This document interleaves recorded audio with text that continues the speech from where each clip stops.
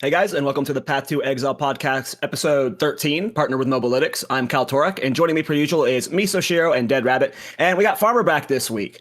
Before we dive into our episode, just a reminder that we are on Apple Podcasts as well as Spotify, so if you prefer an audio format, check us out there and give us a rating and a thumbs up on those platforms.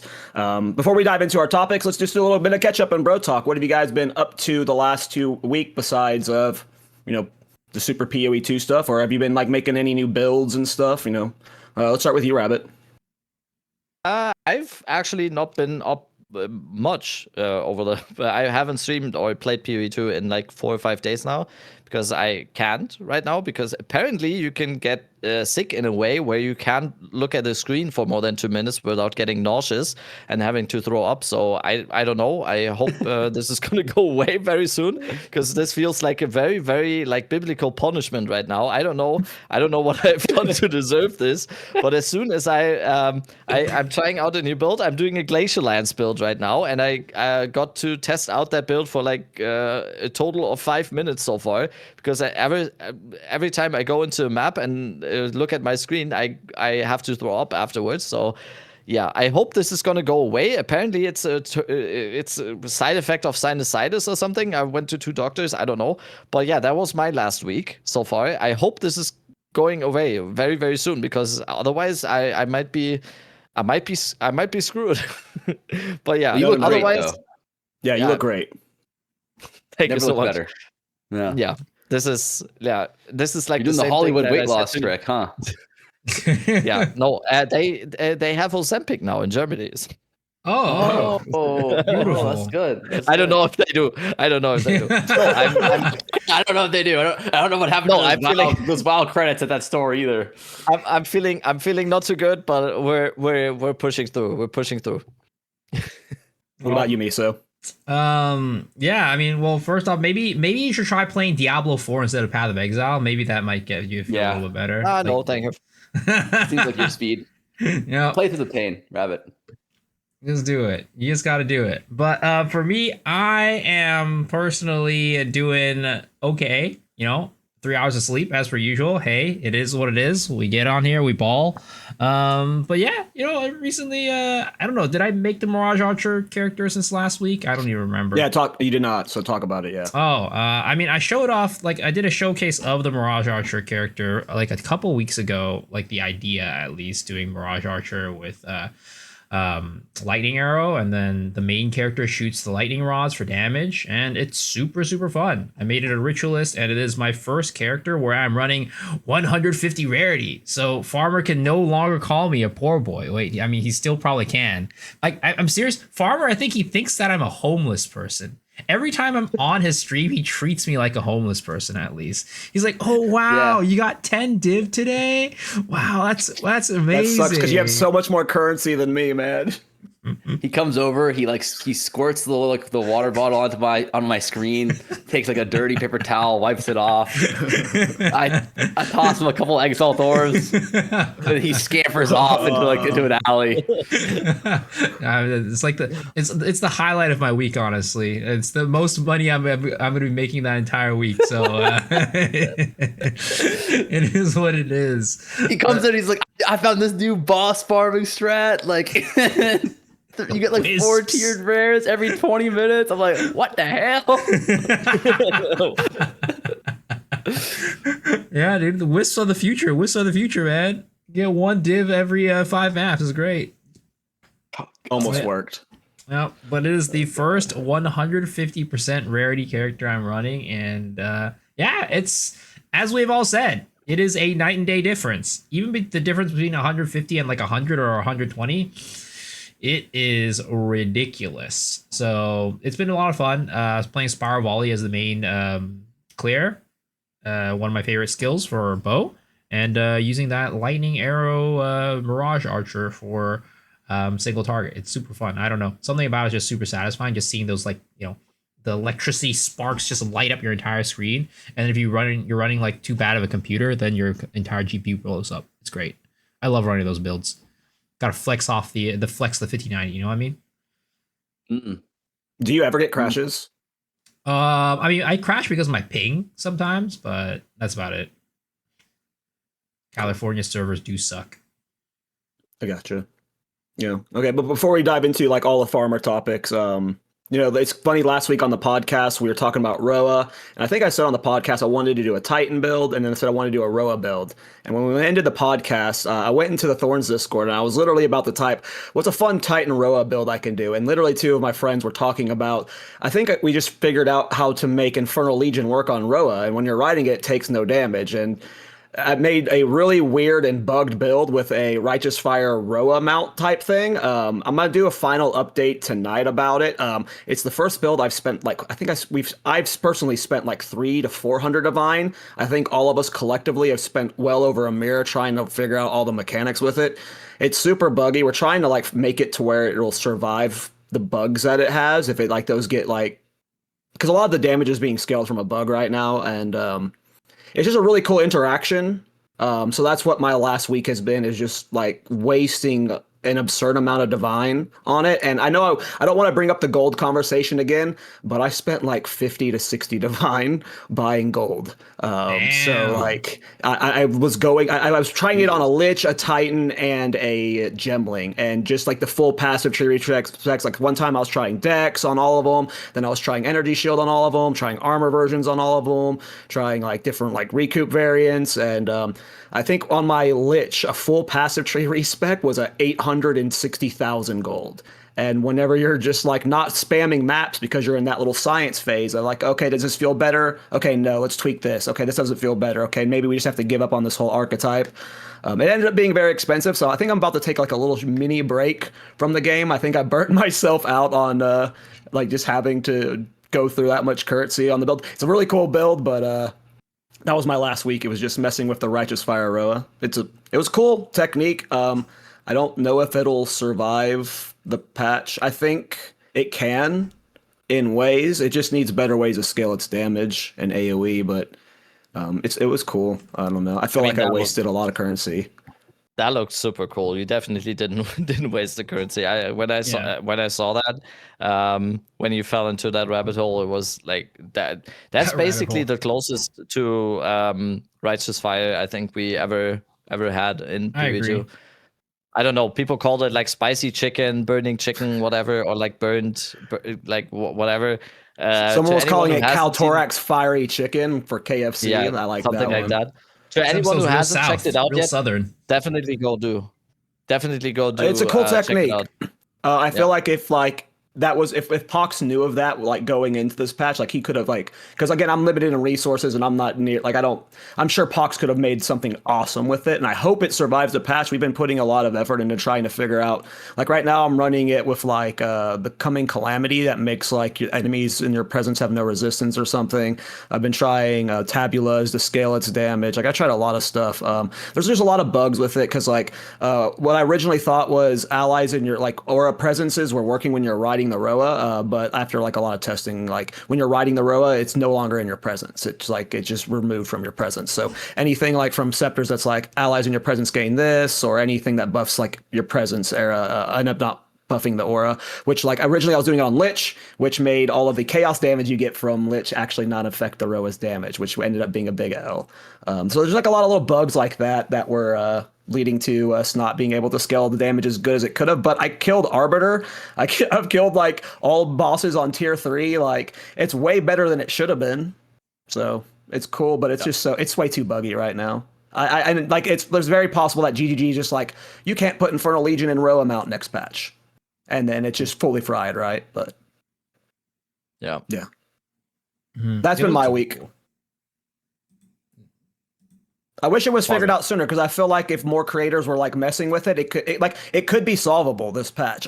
I'm out of currency and out of like drive to push it further, but it's a cool mechanic for sure. I don't know if it's intended though is the problem. You know, like right now I'm abusing the Malice bug from Bira's Ignite. You know how you had that guaranteed crit? That's working with this. So that's what's helping the damage out a lot. So once that gets obviously fixed, we have to find more ways to scale its damage if it stays around. And yeah. Sorry.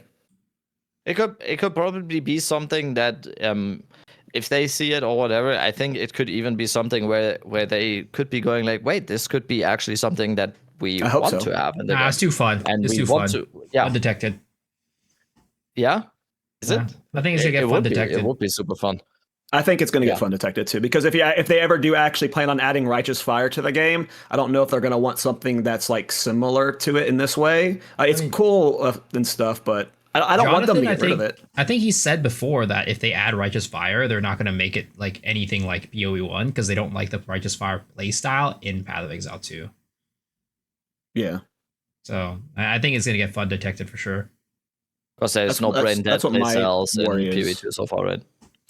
Well, I mean, the philosophy has definitely shifted since those early meet interviews. So who knows? I hope it lives, and we've done a lot of work to try and figure out ways to make it live if it gets certain changes. But yeah. Yep.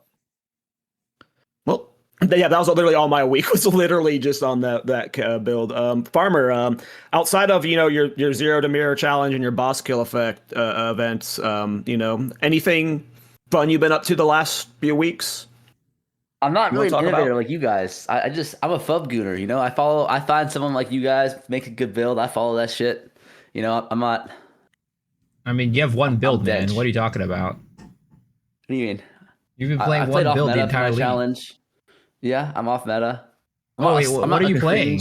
I'm not a cringe Spark abuser. That's all I have to say. Okay.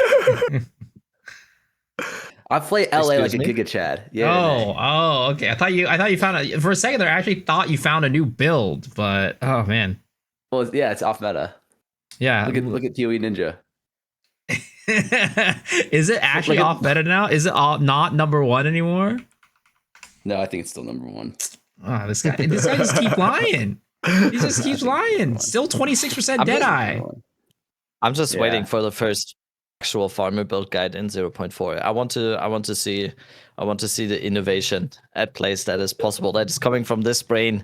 I want to see what's possible in there and what I could cook up a what really it good is. warrior build, hideout warrior build with maximum gold find. To maximize your castaways, but that's all I've really been cooking up.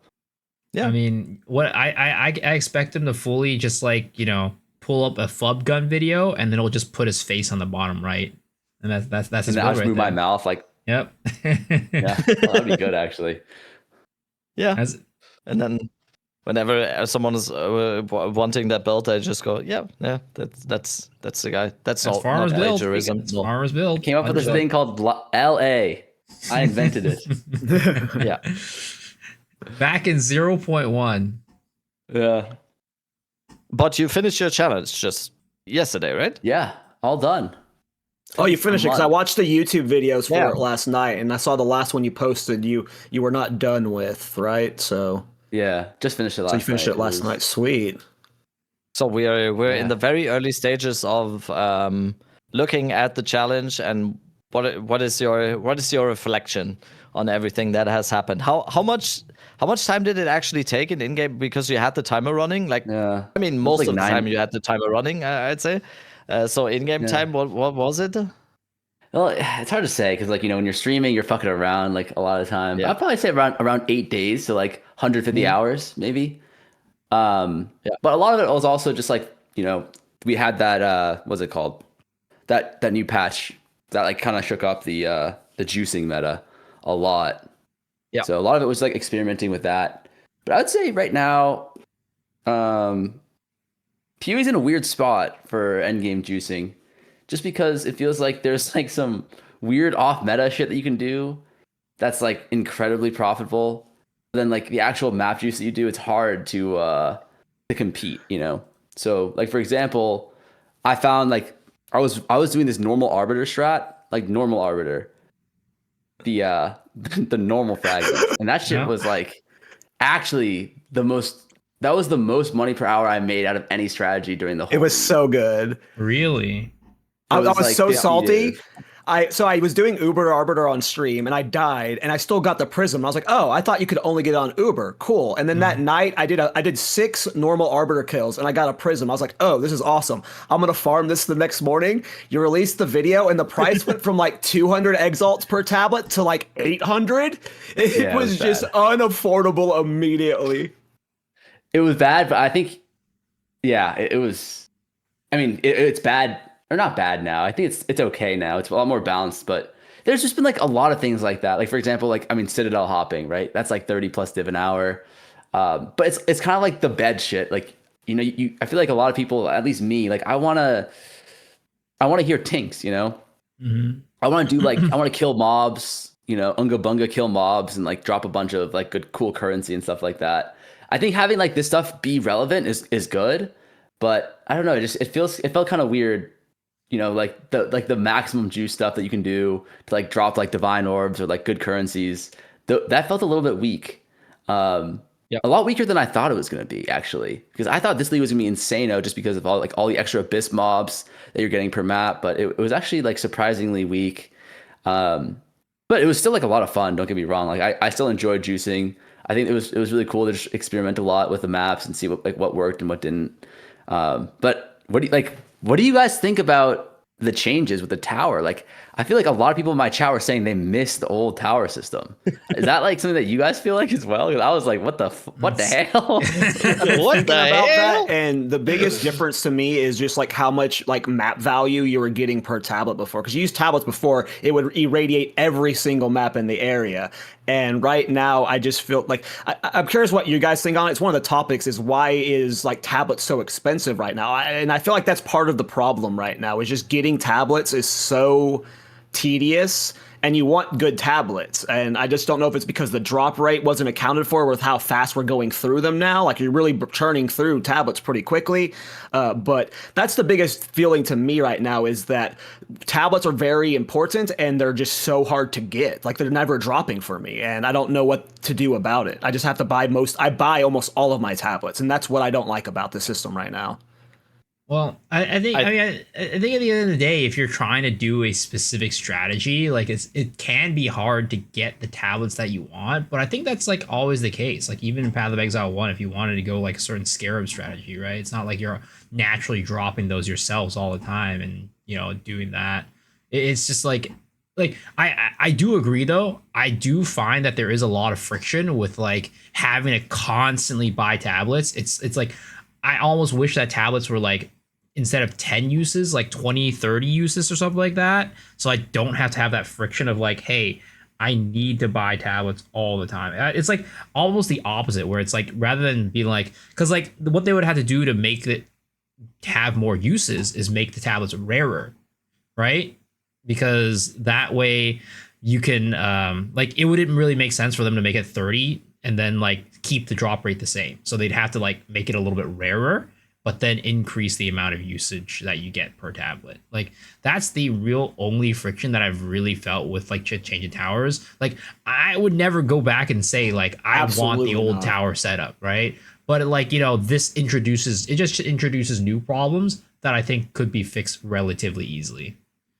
Yeah, I think, and that's also kind of the reason why we have said before. It does seem like they definitely like improved on a system that was kind of shitty before, and I think having like actually wanting the old system back 1-to-1 as it was before is kind of ridiculous. I think I get what people are saying though a little bit, because what I think they are mostly referring to is like the highest of highs what they had before, because people are comparing what people are comparing this with, the current system that we have right now, what people are comparing it with is with the actual maps that they did when they had the 3-hour 4-tower setup that they did before.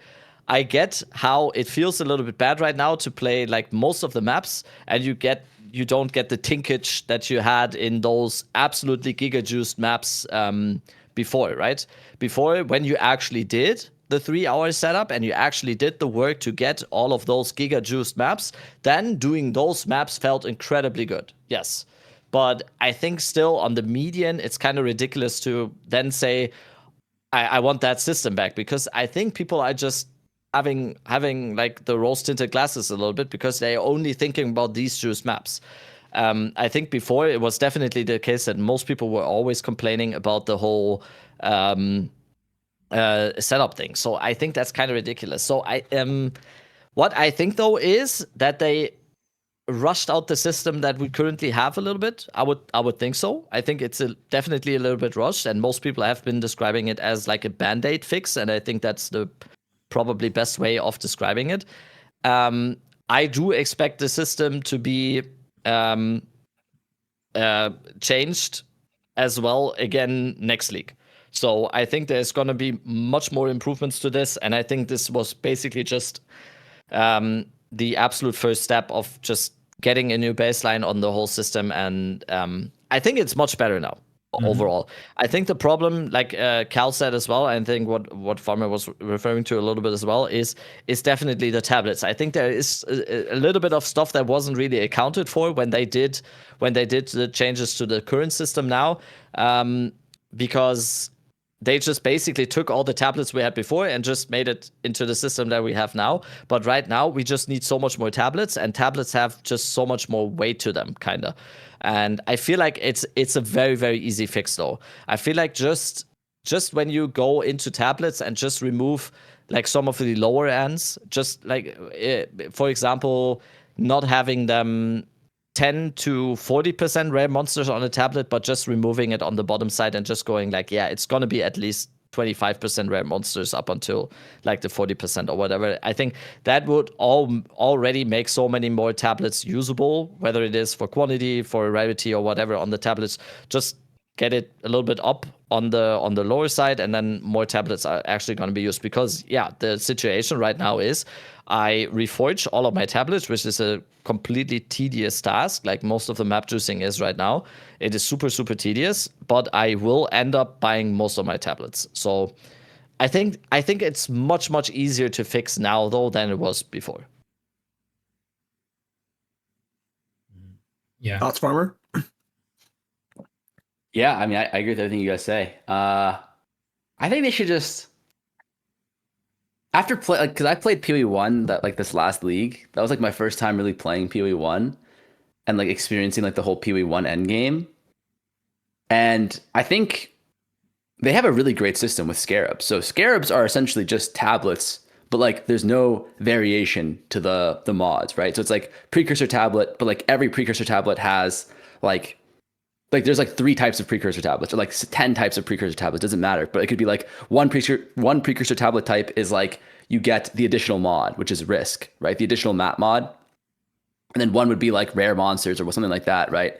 And then that way, like, and then there's no roll ranges either. It's just like you have one additional mod or you have 2 additional mods, and then you have like 25% rarity. If they just make it to like, I really like that kind of system, just because number one,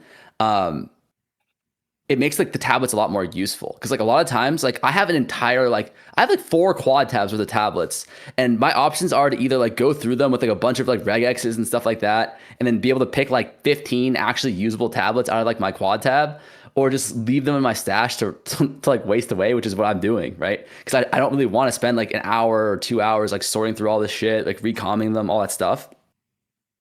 I would rather have the tablets just be a lot rarer to drop, but then like all of them are usable, or like all of them have a specific use. Either you know you don't want to use that, you can filter them out, or you know that it's going to be good, you keep it in your filter.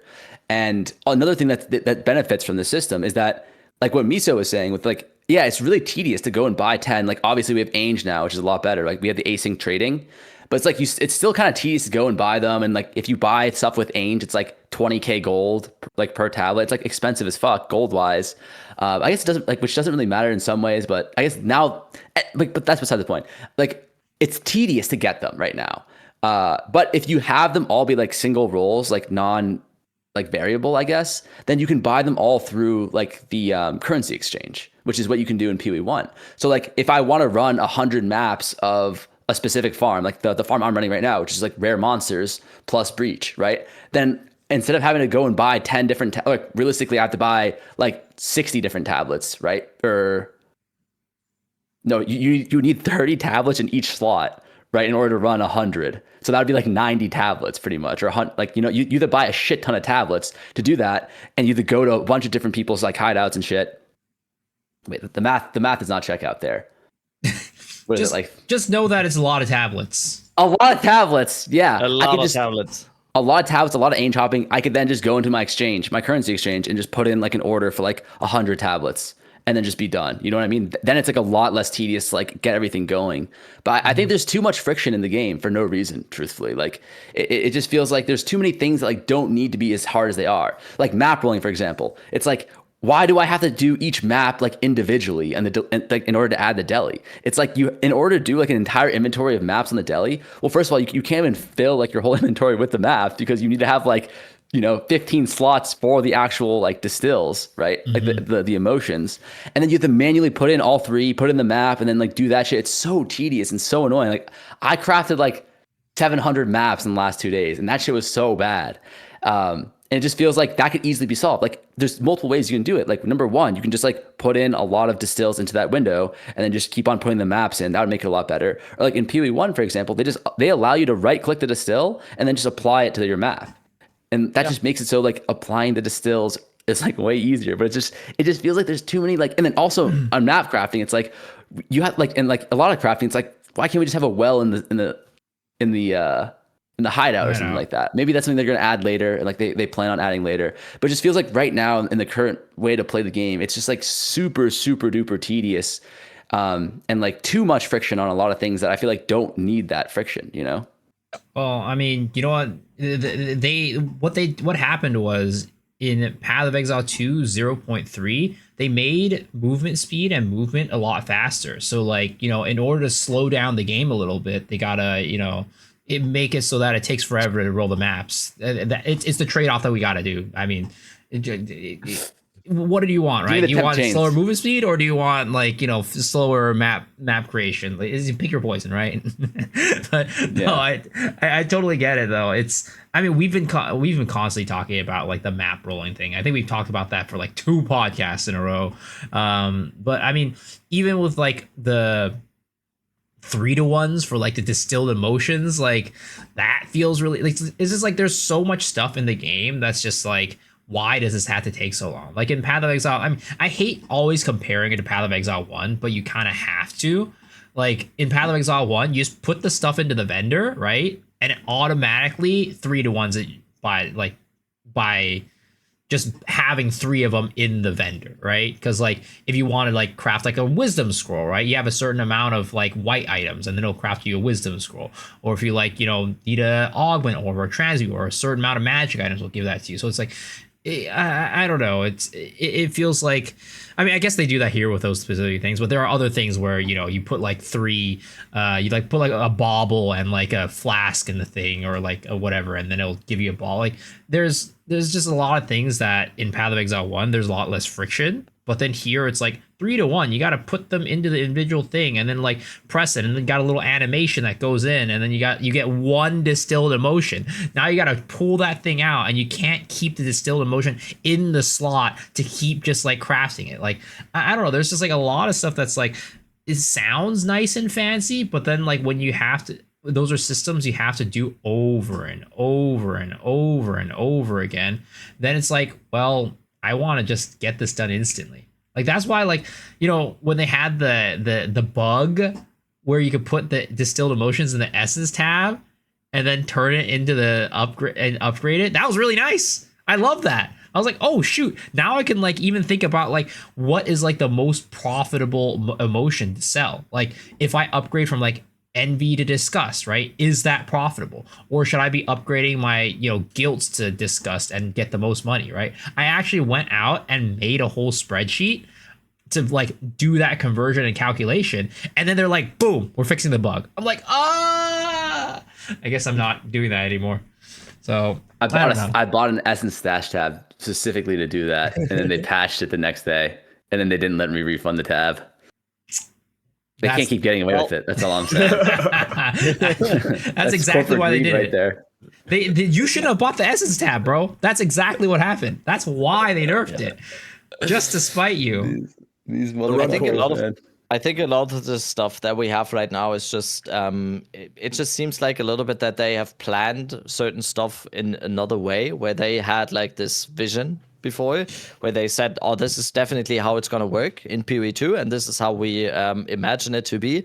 And I think over the course of like the last 2 leaks now, a lot of those things have changed in their approach to how the game is supposed to be structured in the future. I think 0.3 has shown that they have pivoted a lot in terms of their like approach to how certain game mechanics should be and stuff. So I think we've ended up with a lot of things right now that are still like in a transition phase. And I do truly believe that those things, especially those basically quality of life improvements, I'm very, very sure that that is gonna eventually end up being in the game. I just think the reason why we don't have it right now is just because they were just like hastily trying to like put band-aids on certain things, and this is how we got into the situation. I think overall it's very, very important to mention though that overall I think apparent, like especially compared to 0.2 and also 0.1, we are definitely moving in a direction where it's going in the right direction basically, but we're still like with these little like leftovers that are still a pain point to a lot of players. And for example, on the tablet topic, for example, I really like the idea of that Farmer said that why would we even have these roll ranges? Because why do I have like 3 different tablets? One has 2% quantity, no one is going to use that. One has 5%, and one has 10%. Everyone's going to want to use the 10%, so everyone's just going to reforge the 2% and the 5% ones. So what is the use in even having the 2 and 5%ers? Because it's just actually just wasted space then. And yeah, I don't know at that point. And then it's just like, yeah, why even have it this way? Mm-hmm. I mean, it's a cool like little economy thing, right? It's like, oh, you know, when I get like a higher rolled tablet, I kind of like pog out a little bit, but like it's not worth like the hassle of having to just like sift through everything. Like literally every league, I end up with like multiple quad tabs of tablets type of situation just sitting there. Yeah. Because like the majority of them are just useless, and it's like I'm not going to sell these, I'm not going to use these, and I don't want to 3-1 them because 3-1 takes forever. So it's like there's no. It just feels complex, like for no reason. And I definitely think like scarabs are way less friction compared to tablets. Like they're supposed to be kind of the similar thing, but yeah, I mean it's what we go back to. It's hopefully it's a band-aid fix what they did with this. Like with the old system where we were using tablets a lot less, it makes a little bit more sense. But since we're just using tablets so often now, it doesn't really make sense for them to keep tablets in its current state.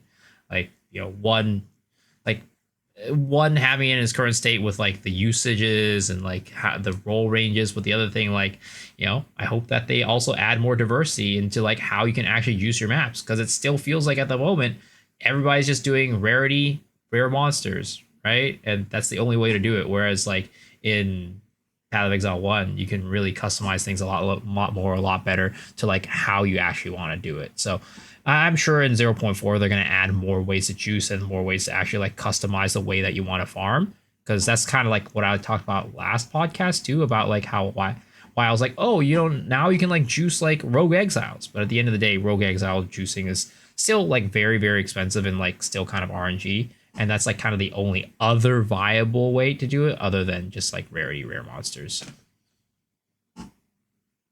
Yeah, no, I agree with you. I think PoE 1 was like really eye-opening to me, just specifically for the end game. That was like the first time I played an ARPG where I was like, holy fuck, like this is insane. Like the end game, right? It just felt like it kept going. You know what I mean? Like there was like infinite things you could do, and I thought a lot of the systems were really cool. And like I think, for example, PoE 1. I don't know if we want to talk about PoE 1 too much, but like the map rolling is still pretty tedious in there as well. Oh, yeah. But I think because like I only brought it up because scarabs and the current tablet system are like virtually the same, right? Because it's just like instead of like if for example, like the rarity tablet for what is it called, like the rarity breach tablet, like where you get one rare tablet, or sorry, where you get like rare monsters and then like an additional breach or something like that, right? That could just be like a scarab. Like that could just be like the breach scarab of rare monsters or something like that. You know what I mean? Like you could easily imagine a world where like that is just in its own individual scarab. And it just feels like the scarab, if they're going to go this way, and like you guys said, it's a band-aid fix, but if they're kind of going down this route where like you juice each individual map, which I think is not a bad idea by any means, then I think I would hope that they would just go something a little bit more simple, a like scarabs, like a lot more accessible, like that kind of stuff. But more importantly, I think I hope they make it in a way where like the tablets, you can filter them, right? Like if tablets are craftable, which they are right now, then it's like impossible to filter them because you need to get the tablets like either white or identified, or sorry, white or like blue, which are mostly going to be dropping unidentified. In which case you need to like craft on it or whatever, and then you need to like actually analyze, oh, is this good or is this bad? Whereas if it had like a prefix suffix name or something like that, or like it had like its own name, like this is the tablet of this is the tablet of X, like scarab of X, right? Then you would be able to just remove them from your filter entirely, and then just only pick up the ones that you know are going to have some sort of value to either yourself or to trade, and it would save you like from having to have like 10 quad tabs of tablets by the end of the league. But that's just kind of how I feel. Yeah. Do any of you guys like actually look at your tablets when you pick them up and like, you know, like do you like? No. Yeah, exactly. I instantly I just go identify all of them. I put them in my tab, and then I don't know. I'll figure that out later. Exactly. I'll figure it out later, and I never do. It's like they just sit there. I mean, I kind of do it. My whole process is like I put them in a quad stash, and once that quad stash starts to be full, then I actually apply the trans and augment orbs. That's a lot of work. Then I just do regex. But that is just because I'm like, yeah, maybe I'm out of a full quad stash tab. I would say I get maybe like 20 to 30 at the most tablets that I will then end up using. And most of the time, those are not even the optimal ones if you're actually going for the optimal strat with the highest amount. And yeah, at that point, the system is just that's not it. That's just not it. You're such a hard. As a lazy player, the Alkin Go meta, you know, like I slap in whatever tablets I have, and if I want to do breach, I put in breach tablets with it irradiated, and I don't think too much about it because it's just right now it's just so expensive. Like I was on Try's podcast yesterday, and I told him that blank ritual tablets were selling for 3 divine. And then after the podcast, he went and he had 1 divine. He went and sold a bunch of ritual tablets that he had saved up and made like so much divine off of them. It's just like, even if he wanted to get into it, like depending on what content you want to farm, it's too expensive at this point. Yeah. Mm-hmm. Yeah. I mean, the ritual tablets are the only ones that I pay attention to because they're guaranteed to be money, right? They're guaranteed to be worth something. So that's the only one where I'm like, oh, okay, ritual tablet, I'm gonna go do something with this. Because the other ones is just like 9 times out of 10 you roll it and it's just like, well, it's just some random garbage. I don't care about it. That's why I like don't even touch them. So I think there is a lot of room to improve tablets, and like it's interesting that, you know, when towers are gone, the friction moves onto tablets. It's just like from one thing to the next, right? They fix one thing and there's another problem that pops up. But it makes sense because they kind of like just took towers out as a, again, band-aid fix, and they didn't really take a look at the system as a whole, which now hopefully for 0.4 they're going to be able to like take a look at everything from like a bird's eye view and like fix everything, you know, most things, and consider how they intertwine and work with one another. I think there's just also so much more uniqueness we can have in the map choosing itself, not just because right now it is in a certain way. I just have a one stash tab where that is like rarity tablets, and then I have the rarity tablets in there. And every time I go into a map, I take out one of the maps that I've crafted. I take out 3 of the tablets, I put them in, and I go. And I think there's just having it in the more scarab way, and having it maybe even more a unique way I could imagine in the future could also be very, very cool in terms of like what the actual map will be doing. Then maybe there's like tablets that are actually unique tablets where it's like this breach is going to be 100% more monsters, but the monsters also are much more dangerous or whatever, or there's like a breach boss spawning within the breach.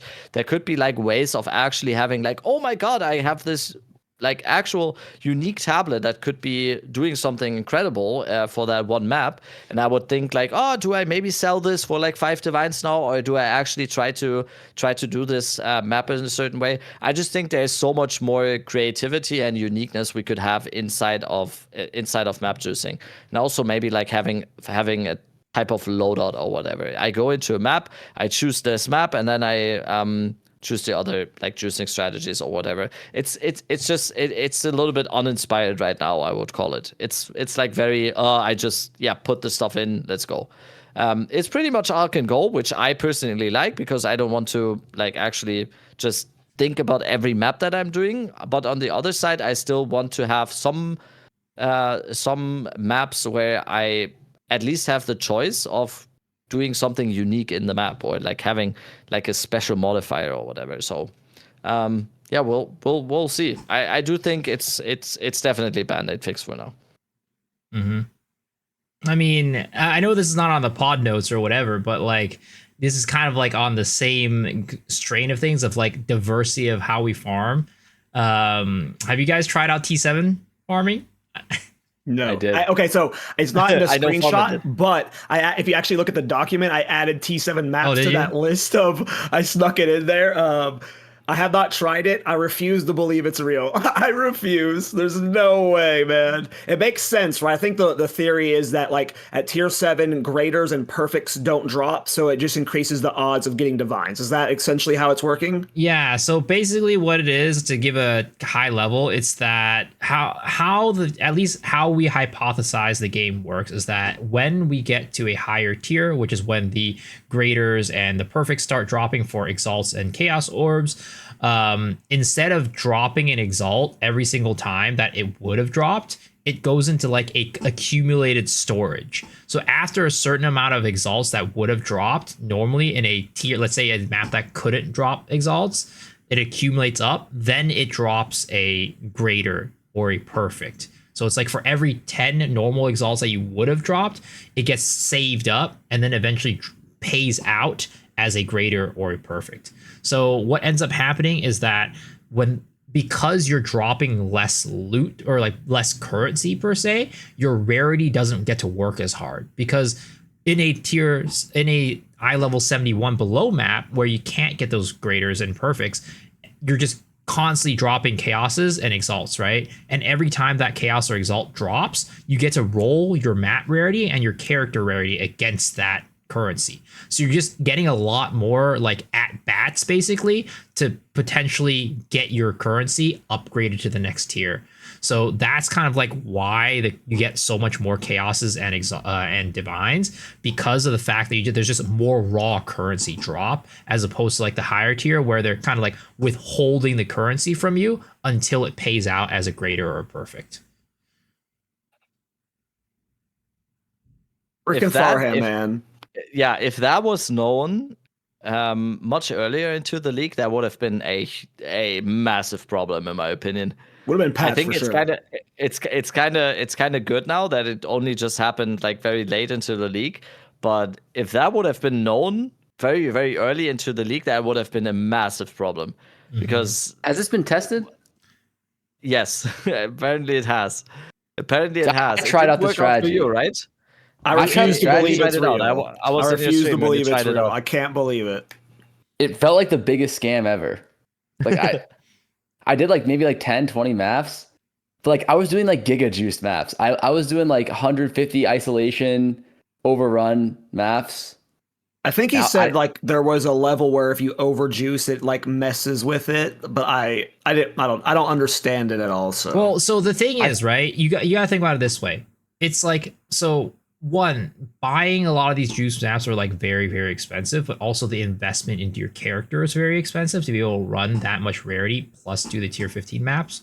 So like at the end of the day, whether or not like, first off, I think what Farm is on his spreadsheets, what he's always talks about is like the number of currency per map. So he's like, to get 1,500 currency to drop, it took him like what, 26 T7s, and to get like the same amount, it took him 68 T15s or something like that.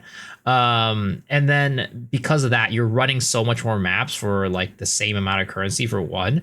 But then the other thing is, again, regardless of like how the math works out there, the amount of investment that you need to put in your character to run a super high rarity character in a T7 map is just way lower than the investment that it would take to run a T15 character, right? So you're kind of recouping some of the costs there as well. So I kind of had the same experience as you, where it just felt like, you know, I was still kind of getting in terms of value, right? The value of the currency, like the total like div per hour, it felt like similar or maybe even worse compared to T15s. To me, the positive part, and maybe, you know, when maybe we'll try to get Farm on the podcast in the future to talk more in depth about this, right? But to me, it felt like one of the biggest draws of the T7 farming method is that it's just a very low barrier to entry, and you don't have to invest much into it to start getting it working. That's a really good point, actually. And I want to caveat what I'm saying with, there was a couple people who messaged me and they said, like, I've been doing this. Here's like my results for my maps. And they were showing me a lot of currency, but like, I just couldn't replicate it. So that's why I'm saying like, I'm skeptical of it because I personally couldn't replicate it. And I was like trying everything. Like what Kall was saying was like, you don't want too high rarity. And I was like, okay, maybe that's the issue. And I tried running maps with like almost no rarity on them and just like insane amount of rare monsters. And still like I couldn't work. I couldn't get it to work. I was trying overrun maps. I was trying water maps. I was trying, what are they called? Cleanse maps. Like nothing. Nothing I was doing was making it so like I was actually getting more loot or even like the same loot as I was getting before.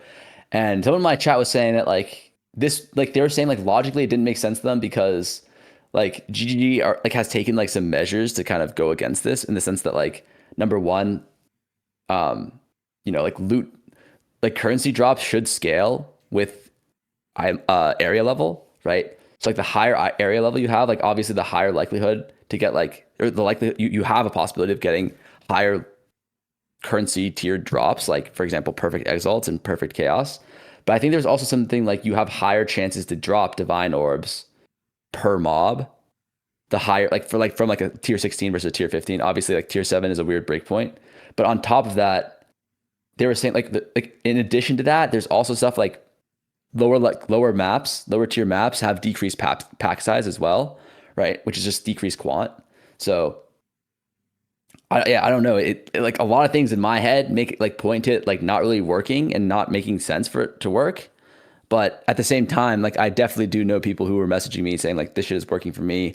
I don't know what you're doing wrong, but yeah. So just to give both sides like the unbiased kind of view of it, which is for me it didn't work. It doesn't really make sense for it to work.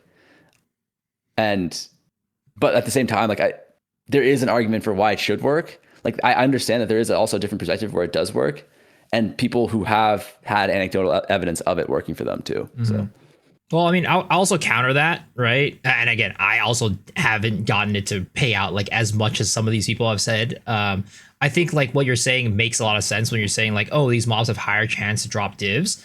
But the thing is, does that math like even out in terms of like in tier 7s more currency drops, right? Which again, like I said, you get more at bats to apply your rarity to that currency. So even though there's a higher chance to drop a div in tier 15s or tier 16s, whatever, because you have so much more tries to roll the machine to get your currency upgraded by rarity, then it still potentially can even out to be better or worse, depending on how much like the increased odds of getting a divine are from a tier 15 versus how much increased like just currency, raw currency you get from tier 7s are. Sure.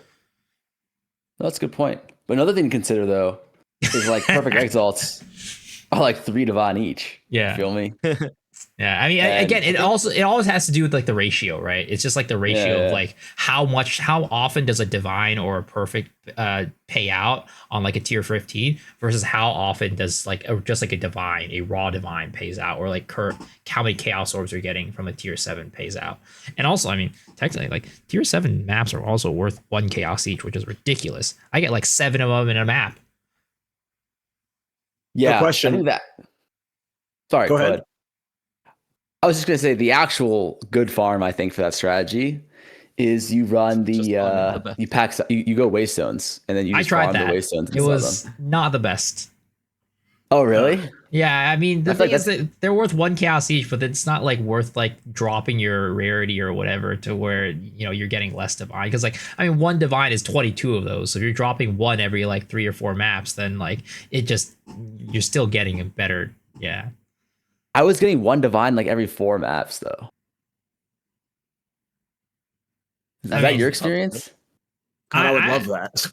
I think I was getting one every like 2 or 3. I was getting one like every 2 or Gotcha. 3. So it's variance, right? You just probably have to do more testing, but like also like, you know, you get more raw chaos as well, right? Maybe you're dropping more maps, but now you're dropping less raw chaos, which in this situation, a map is equal to chaos. Yeah. I think overall, Yeah. the bottom line should definitely though be like on this whole topic of discussion. I think T7 maps should never come close in No, terms of yeah.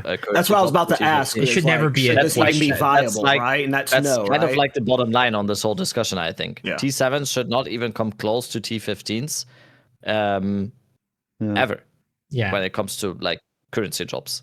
High Especially currency juice tier drops, because 15s, right? Like at it's that point, ridiculous it's just that it's like- comparable.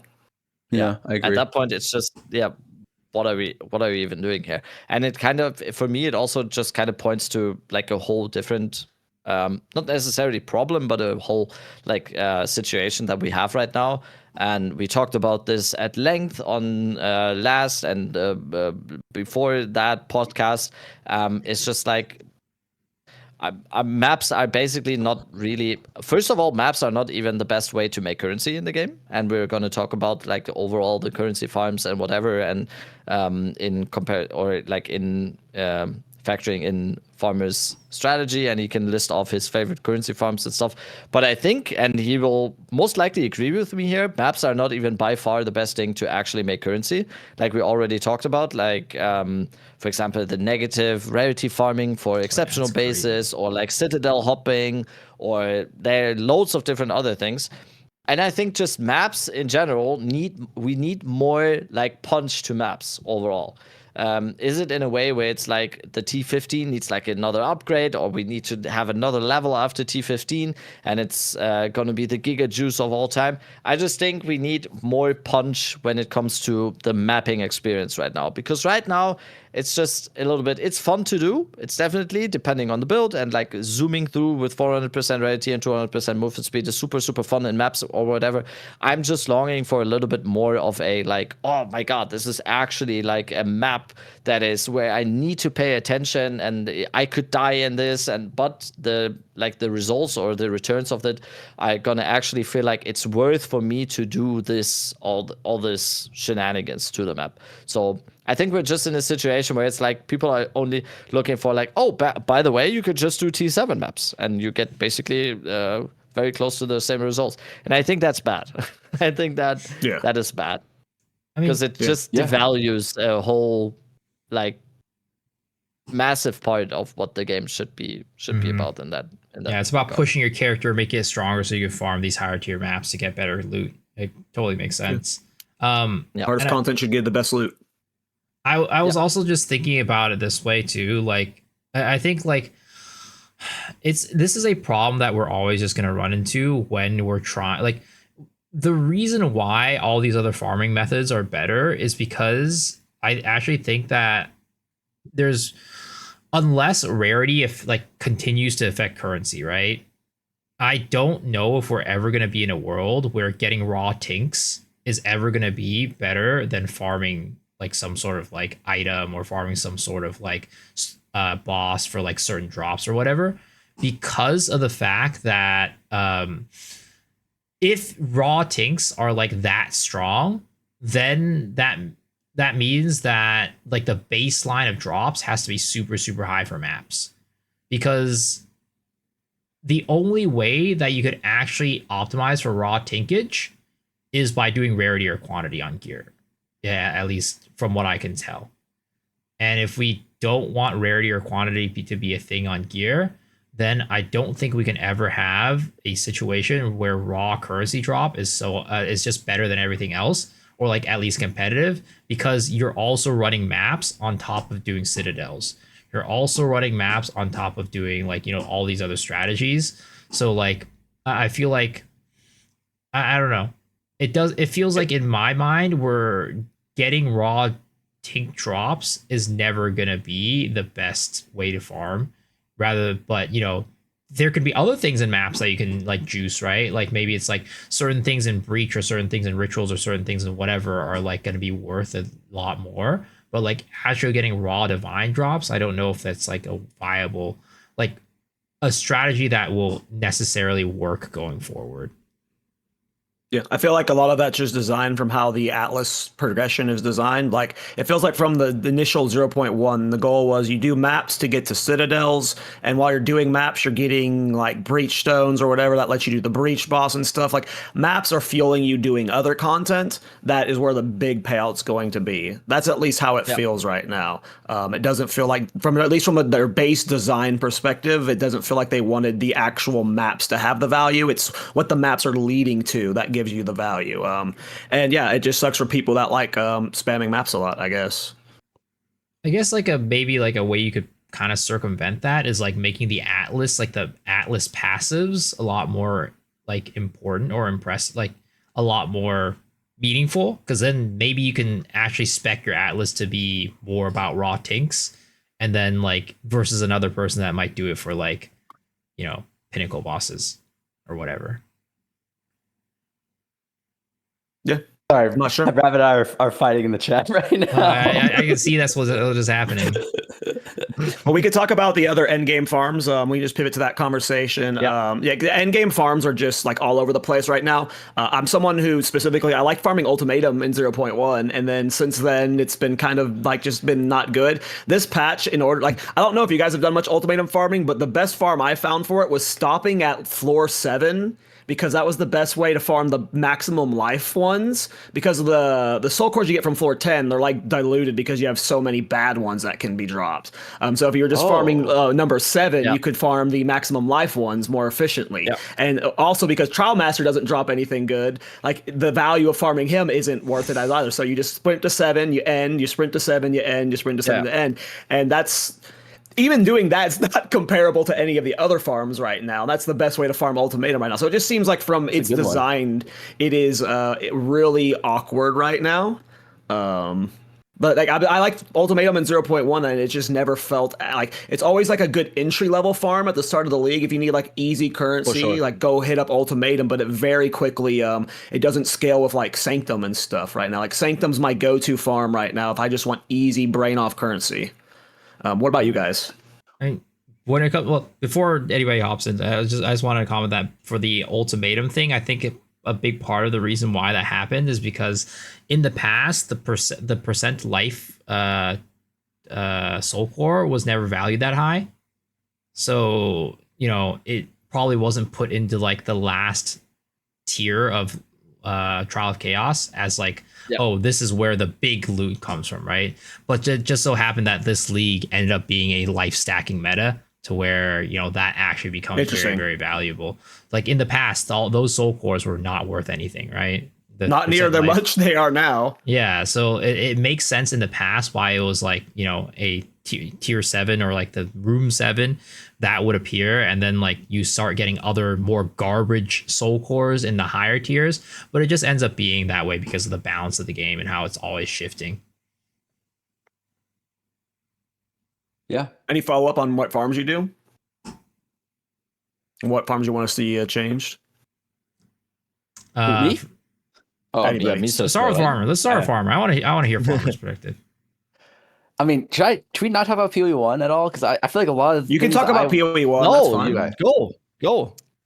Okay, PoE1, I think does the best job with the tablets. Okay, I can't suck PoE. I can't glaze PoE1 enough because everything I said about how like the downsides of tablets are completely negated by having the scarabs, because Ritual Tablet with +3 additional rerolls is like 7 div, I think. Around 7 div, or maybe 6 div, if you convert it to chaos, okay?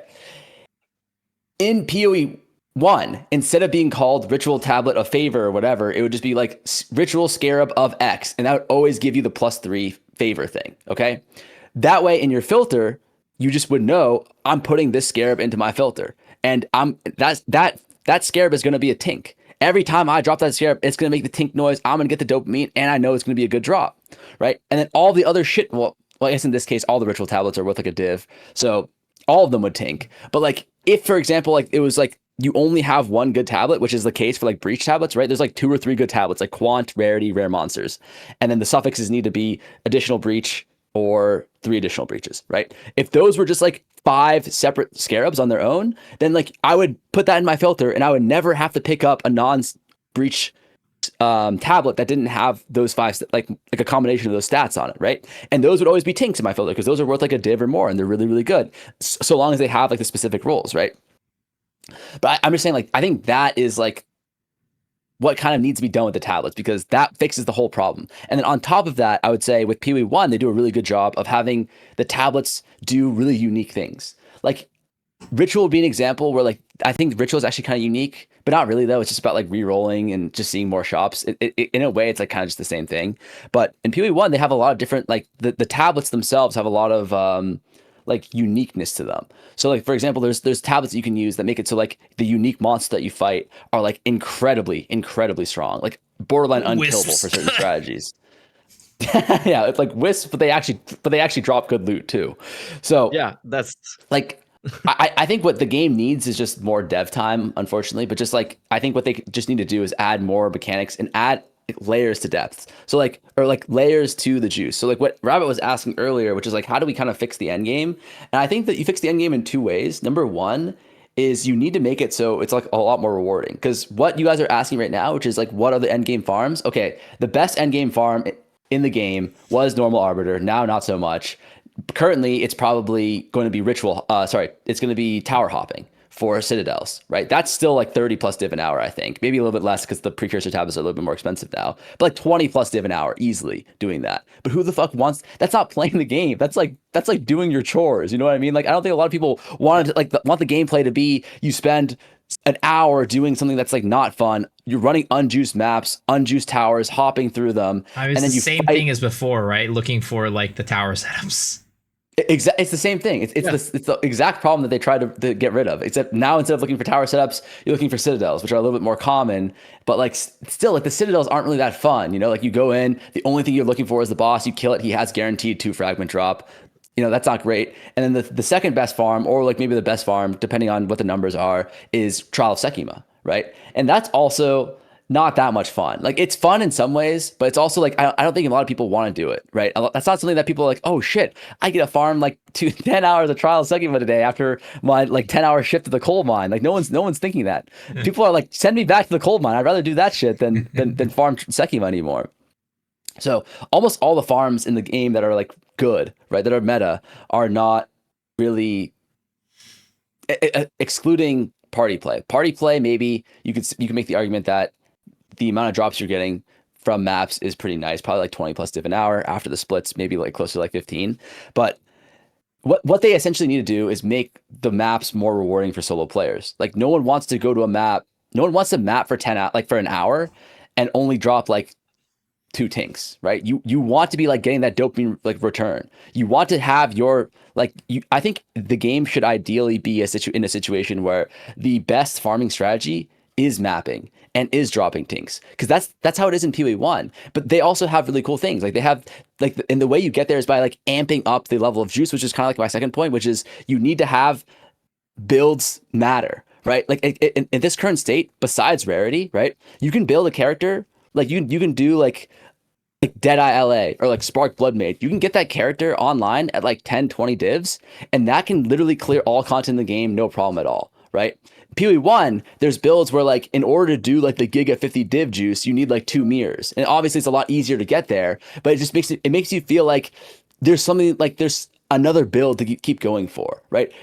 There's a reason to get stronger. It's not just like, oh, now I get to like, now I have 1 million damage. I can 10x this boss's health bar. Instead of killing him in 0.2 seconds, I can kill him in 0.1 second now.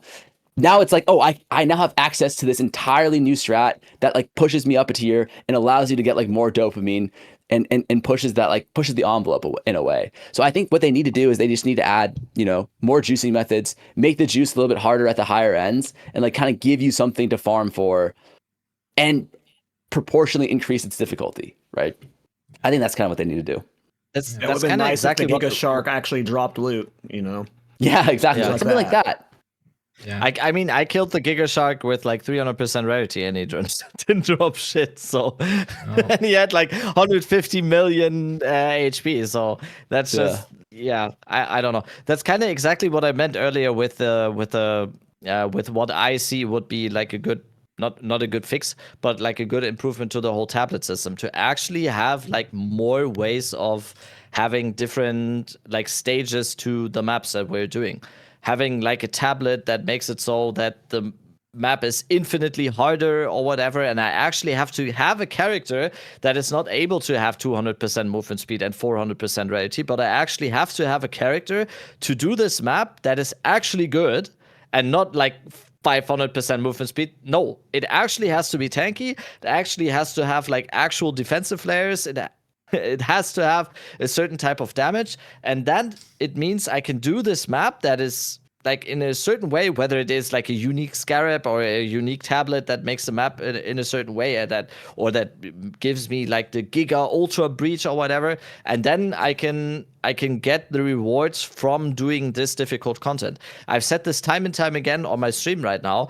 I don't think the problem is on the player side right now, or on the builds that players are making, because of course everyone is going to gravitate towards movement speed and towards rarity when, like Farmer said, everything in the game is just like, especially mapping, is just free to pick up like that. I think it's on the games side and on GGG's side to actually provide us some content where people are gonna have to get less rarity and movement speed and actually have to think about what they're building their character with in terms of defensive layers and in terms of offensive layers.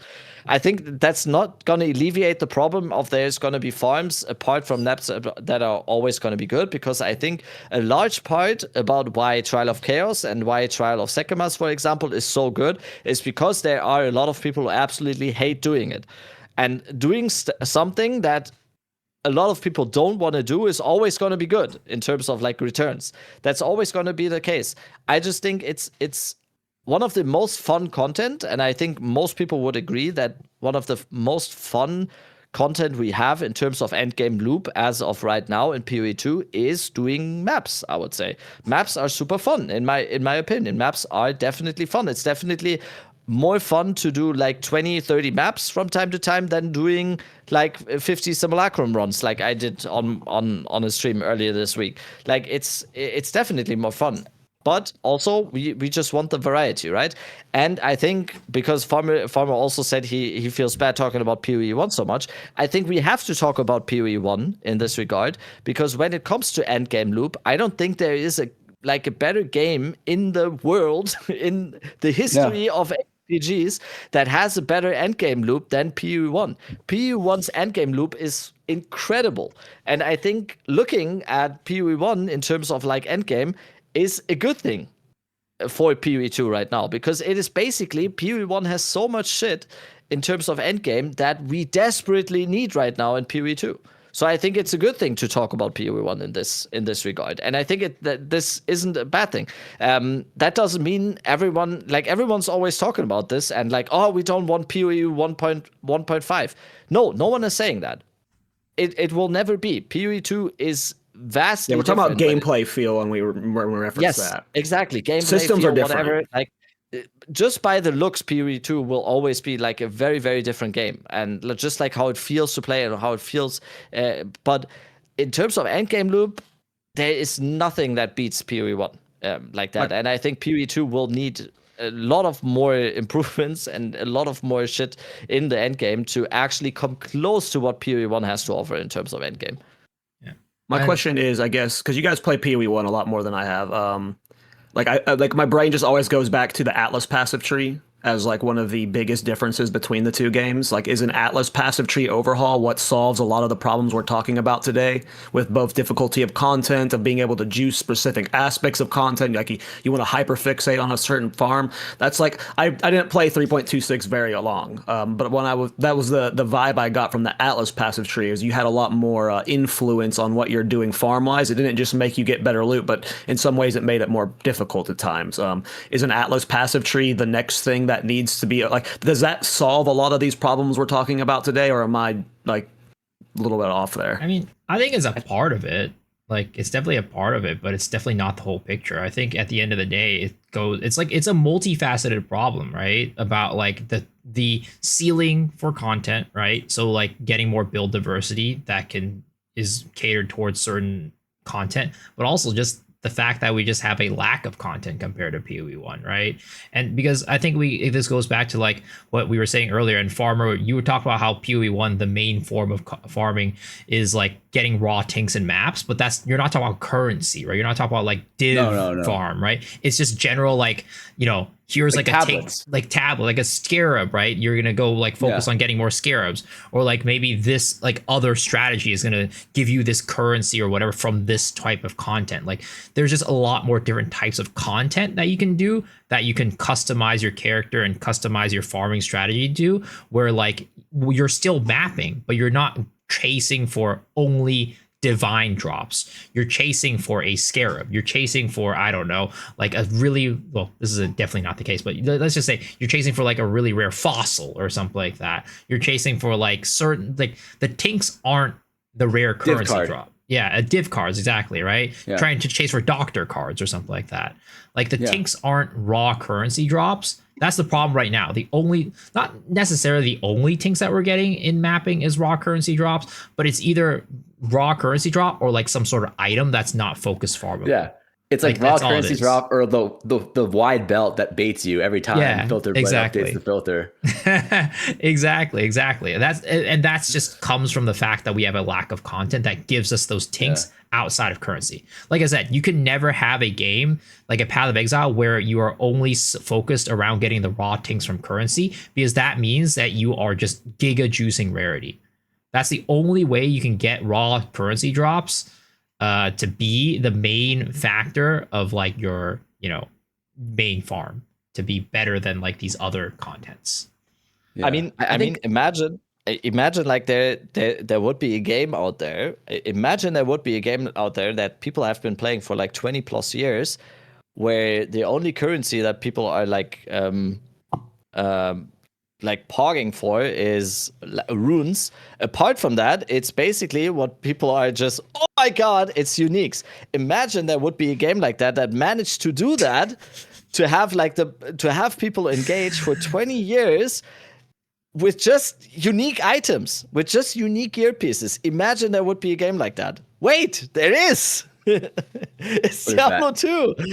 Oh shit. Like you don't even need like we have this as a bonus, basically. You don't even need currency to have the dopamine tink moments. Apparently it is even possible to do it in a way where it's just like unique items as well. And that is also something I would say we are kind of completely missing right now in PoE 2. There's not really any T0s or whatever where it's like, oh my god, Griffin's Eye, or like Tyrion's Might or whatever. But it's like very, very early in the league. Headhunter to drop, yes. Super nice. Death Articulated, kinda yes, but also very, very rare even to get, because you can only get it in those. I think that would also be something where it's like, where it would be so much more improvement. To get back on the Atlas tree question, on the Atlas passive skill tree question, yes, I think there's lots more to do on the Atlas passive tree. I think the Atlas passive tree progression we have right now is basically something where when you get into endgame for the first time, it's like, oh, I have to do this, and then you never really think about it anymore. It is so much more, it has so much more diversity, so much more variety and actual agency in PoE 1, where in PoE 2, the Atlas tree as we have it right now, not really doing too much, at least for me. Also, the things that you can juice are just complete shite.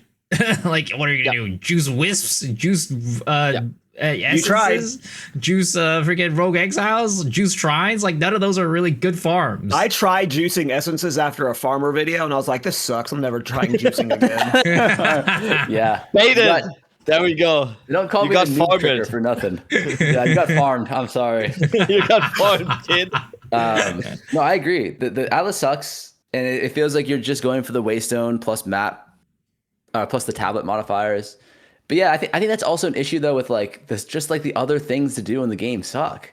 Like for example, in PoE 1, strongboxes are fucking amazing. It's like one of the most meta strats. It's like top 5 strats in the game, and one of the best early mid game strats is farming Waystones.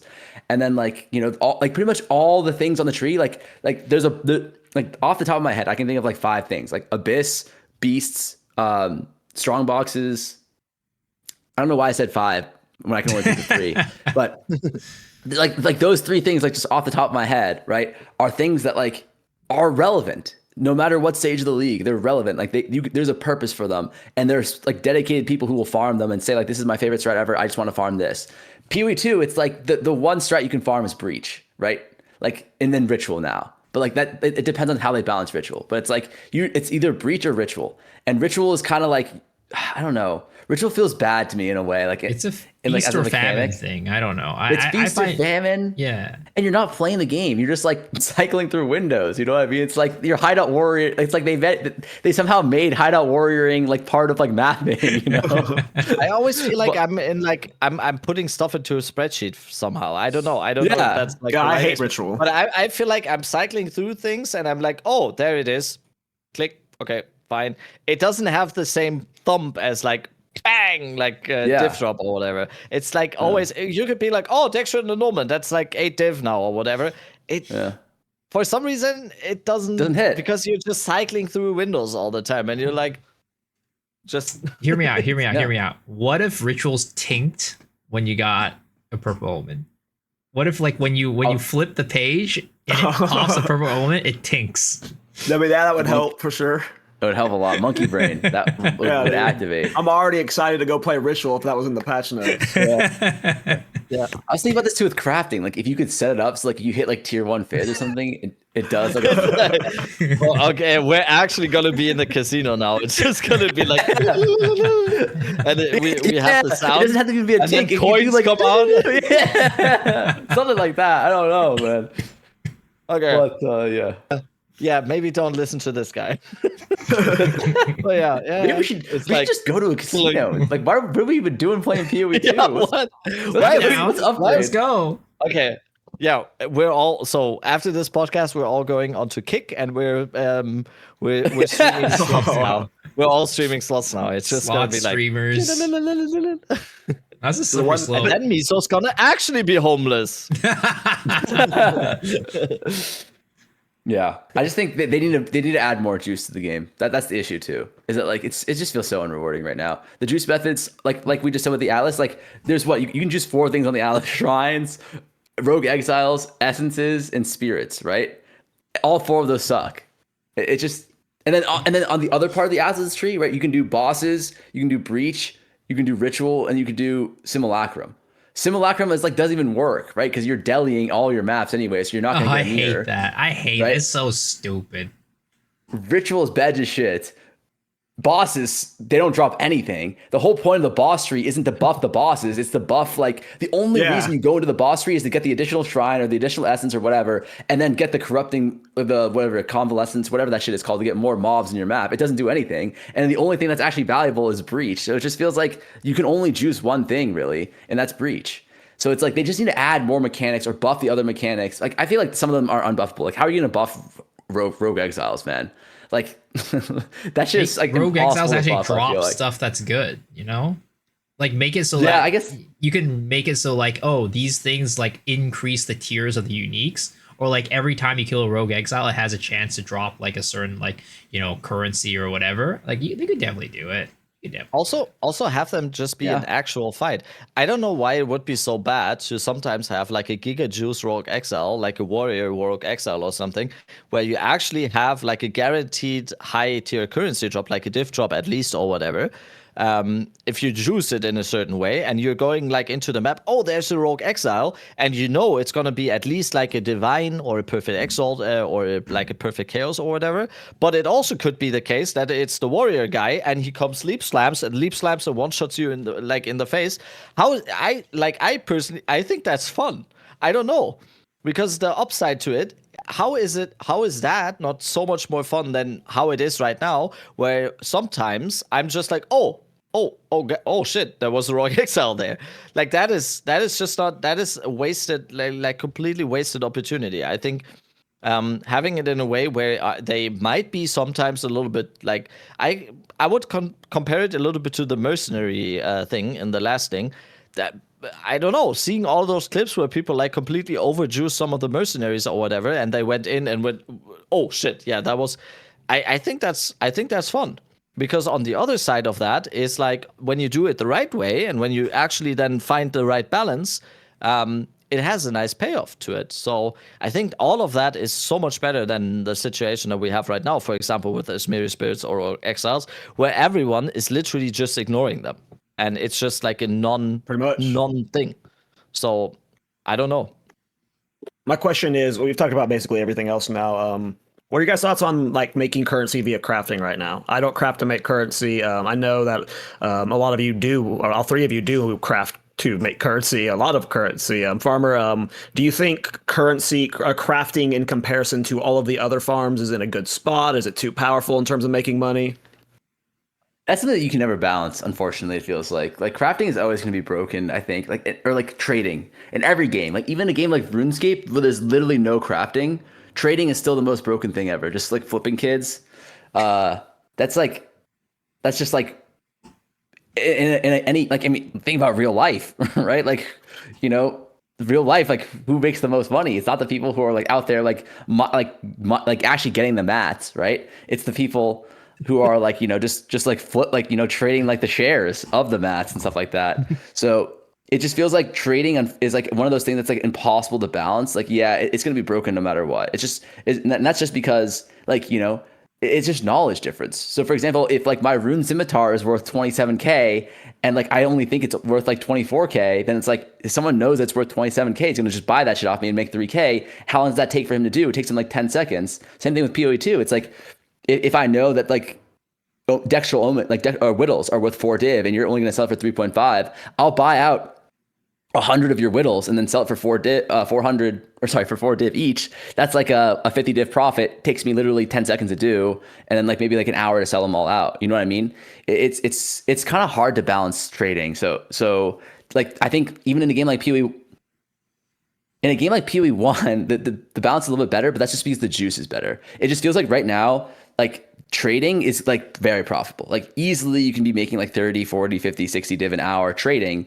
I think that is like inevitable. Like it's almost impossible to avoid that. I just think like the way you make trading less powerful is just by making juicing more powerful, you know? So then that way it's like more balanced in that way. But in another way, like I don't think it's possible really to make trading that, or make trading less balanced or more balanced. Because like if you think about it like this, like for example, profit crafting, right? A lot of people were saying like how profit crafting is in a really good spot, or like they don't want. Okay, so I guess I should say this. I kind of made a comment saying I think trading or crafting right now is too broken. It's too deterministic. It's too easy to get there. And a lot of people were kind of upset with I said that, saying that I'm like Elon Ma, like the normal people now, they can craft and they have access to these deterministic crafts. And that's true. I'm talking more at the higher ends, because if everything is too easy to do, right? Then like if it's too easy to do at the higher end, then everything else gets devalued. Like if an amulet that used to cost 100 div to craft last league now only costs 20 div to craft, right? Then like it trickles all the way down, because that now is only worth 30 div, and the amulets before that were worth like 10 div are now worth like 1 div, because why would you spend like 10 div on an amulet that's like a third as powerful as like the OP amulets that only cost like twice as much, right? I mean, we run into a situation where rares are completely devalued, right?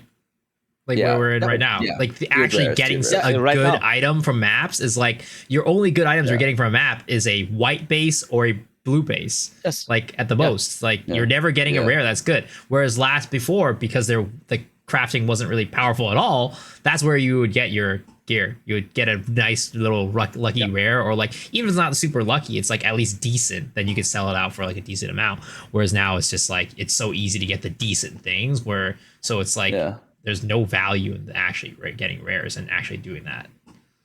Yeah, I don't think it's an over-exaggeration to say that tiered rares have never been less valuable than they are right now. Yeah, it's just brutal. Yeah, it's just a fact, I think. Yeah, it's too brutal. I was just gonna say, like, one concept that I think you kind of like.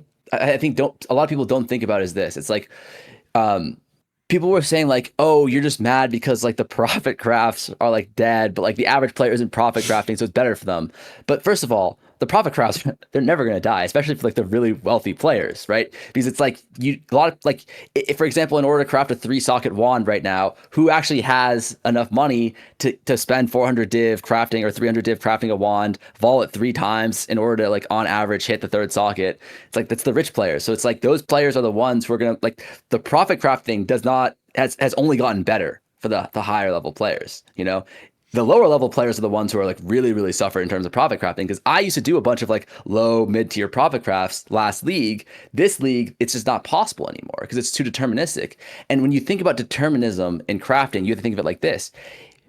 Or if you can't profit craft an item, right? Which is to say, if an item costs 7 div to sell or buy, and you can't make it for 6 div on your own crafting it, why would you ever craft it? Like, why would you ever self-craft it? Right? Because why would I ever craft an item for 7 div if it is only worth 7 div? Why wouldn't I just go buy the item? Right? So if profit crafting doesn't exist, then self-crafting doesn't exist either. Because there's no reason for you to self-craft an item if there's no way, like if you don't gain any value out of crafting it, right? So that's the problem with determinism. And I think that's the biggest problem with the league so far, in terms of like why I think crafting is too OP right now, is it just feels like if crafting is too OP, then it actually makes crafting like kind of pointless in some ways, and it devalues the a lot of different things. I completely agree. Hope that makes sense. Okay. You know, it completely makes sense because, like, for example, for my characters, right? If I'm buying like if I'm trying to get like a mid-tier item, I don't craft it. I just buy it because it's just there's so many of them because it's so deterministic. Everybody just crafts them, but they're just all over the market for super cheap, right? But then if I'm trying to get the only things that are worth anything to craft for are the super high tiered items, because when you get to like, oh, I only want to roll T1s or T2s, it's not so deterministic anymore. That's why those are expensive, because they're not deterministic. So it's like when things are too deterministic, it ends up making this economy where it's like the only things that are worth anything are the things that are not deterministic. Yeah.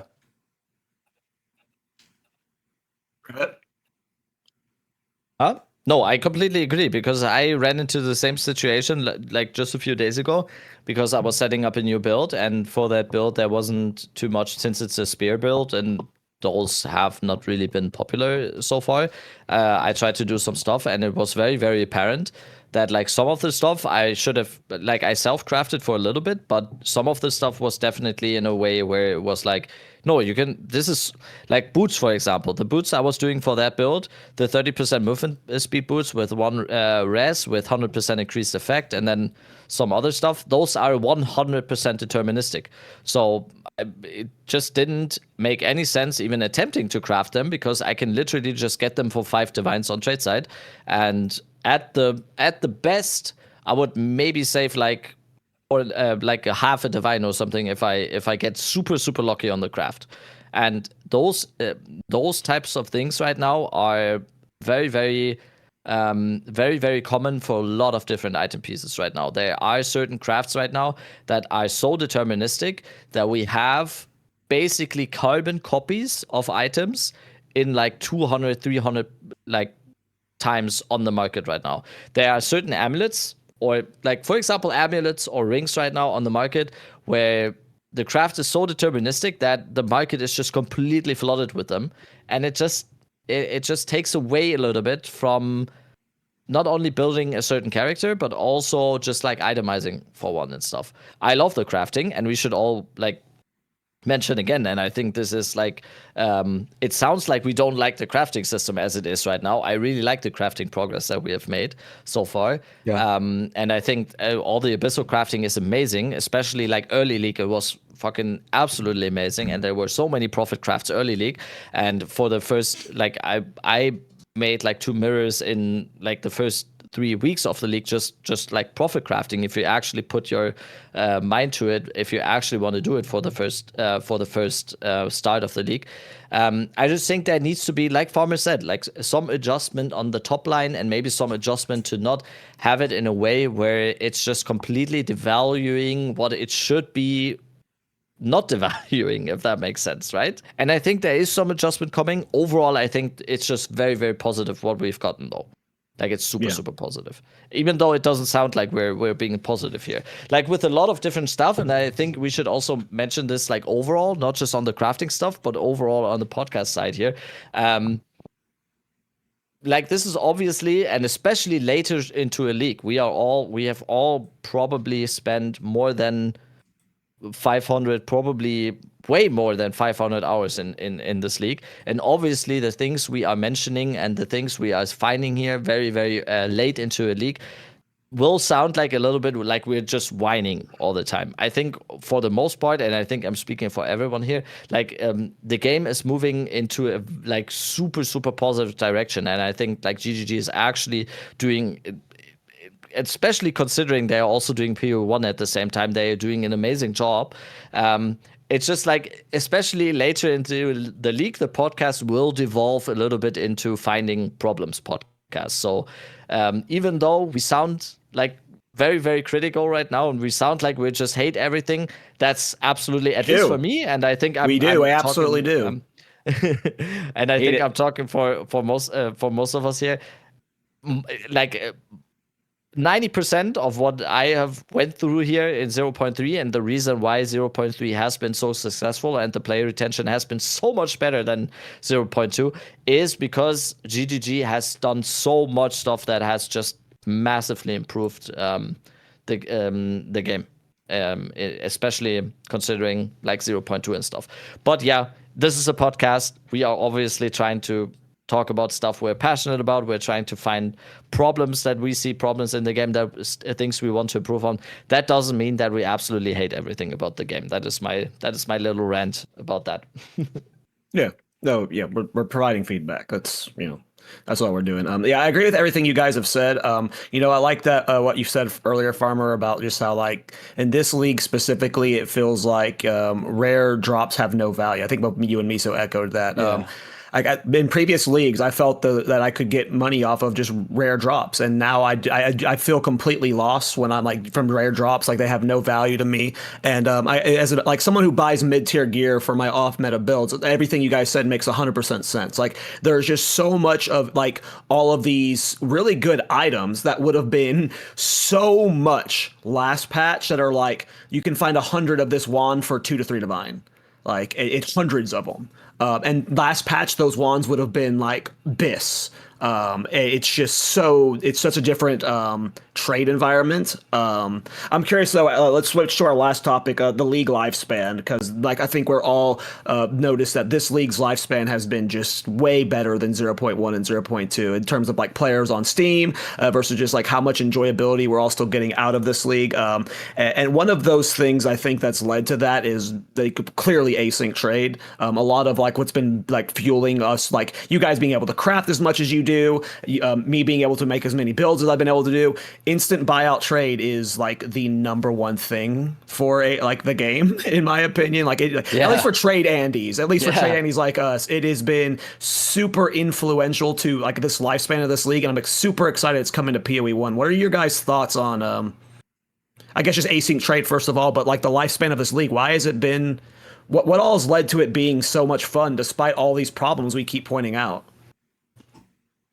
I want to say, I think pretty much what like async trade, I would say is like 15 to 20% of it, like a good chunk, it's like a big chunk. But I think it's also what Rabbit said, which is like, what we're saying is like, okay, here's one problem, which is that at the highest ends, right?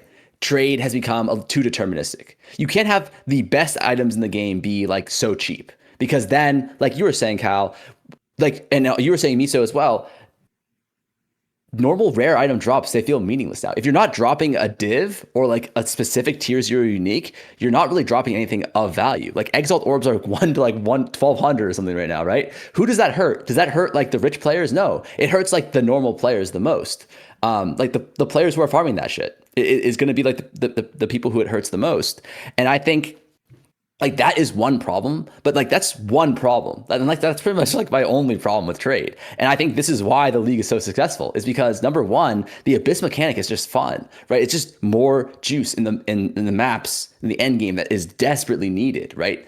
And on top of that, the crafting system is like so much more fun now. It's like a lot more deterministic. And I know we were just saying that like determinism is a bad thing, but I think what we all agree on is that too much determinism is a bad thing. But like having more, and especially at the lower ends, is a very, very good thing. Like being able to like for example, the like all of the abyss currencies, like the collarbone, the rib, like that kind of stuff is perfect, right? Because it's like the normal player at the lower ends, what does that allow them to do? It allows them to get essentially have like more than 3 times higher likelihood of Exalt slamming on one specific mod, right? Because it allows you to roll it 3 times. And then if you use an echo, which is quite cheap right now, right? It's like 6 times, right? And each time you roll a mod, it like has like a blocker for that mod, right? So the odds that you actually get the mod that you want, it has been increased on an Exalt orb by like 4, like even close to like 4 times, right? Which is like, it feels amazing, but you're not guaranteeing like tier 1 on that roll. You're just guaranteeing that like your Exalt orb is just a lot more valuable. You know what I mean? It adds determinism where it was definitely needed. And I think that's why the league has been doing so well, is because the new mechanic, the Abyss, is very, very nice. More mobs,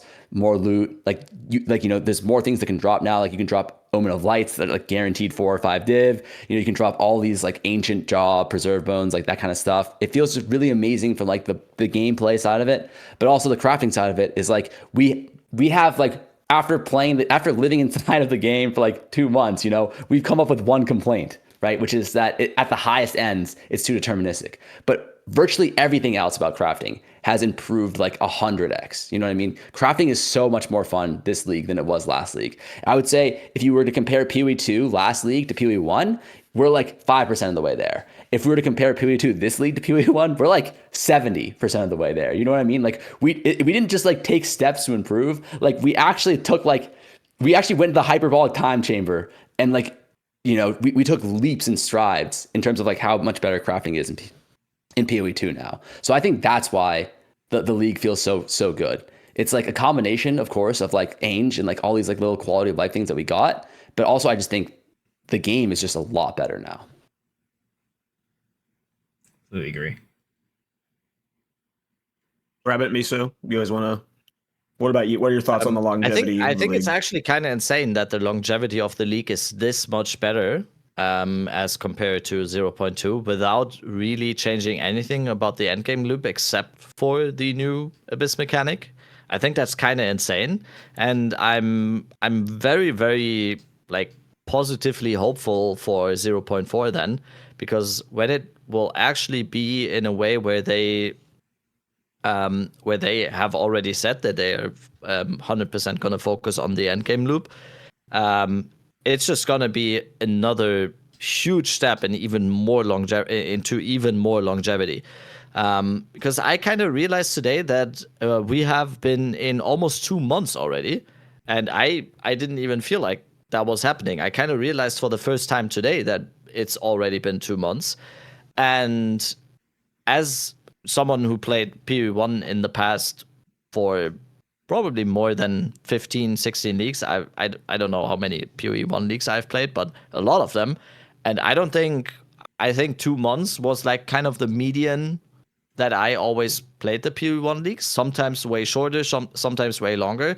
So with like 0.3, the third league that we've already had here or now in PoE 2, we already are on a longevity side without even touching the endgame loop so far, really.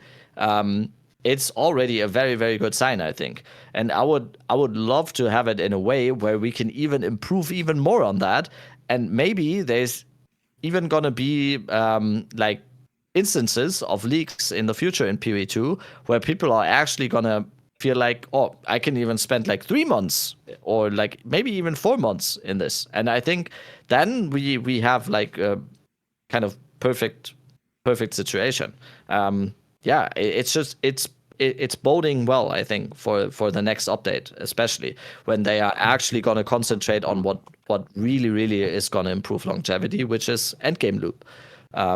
It's kind of crazy to me how they're still. I just checked today. We still have 35,000 players at basically all given times in PoE 2 right now, which is crazy.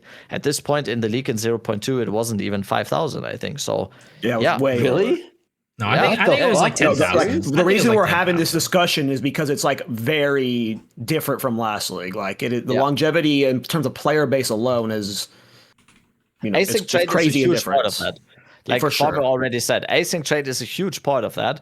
But overall, I think also it's just the biggest part of having like league longevity is just how fun is the game, how much fun are people having playing the game, and no matter if there's async trade, no matter what the league mechanic is, no matter what the farm is or whatever, I think the bottom line question for player retention is always going to be how much fun are you having playing the game, how fast are you getting bored, and if that question is answered with like, oh no, this is still fun after a month, that's just going to be the baseline, I think, like nothing else.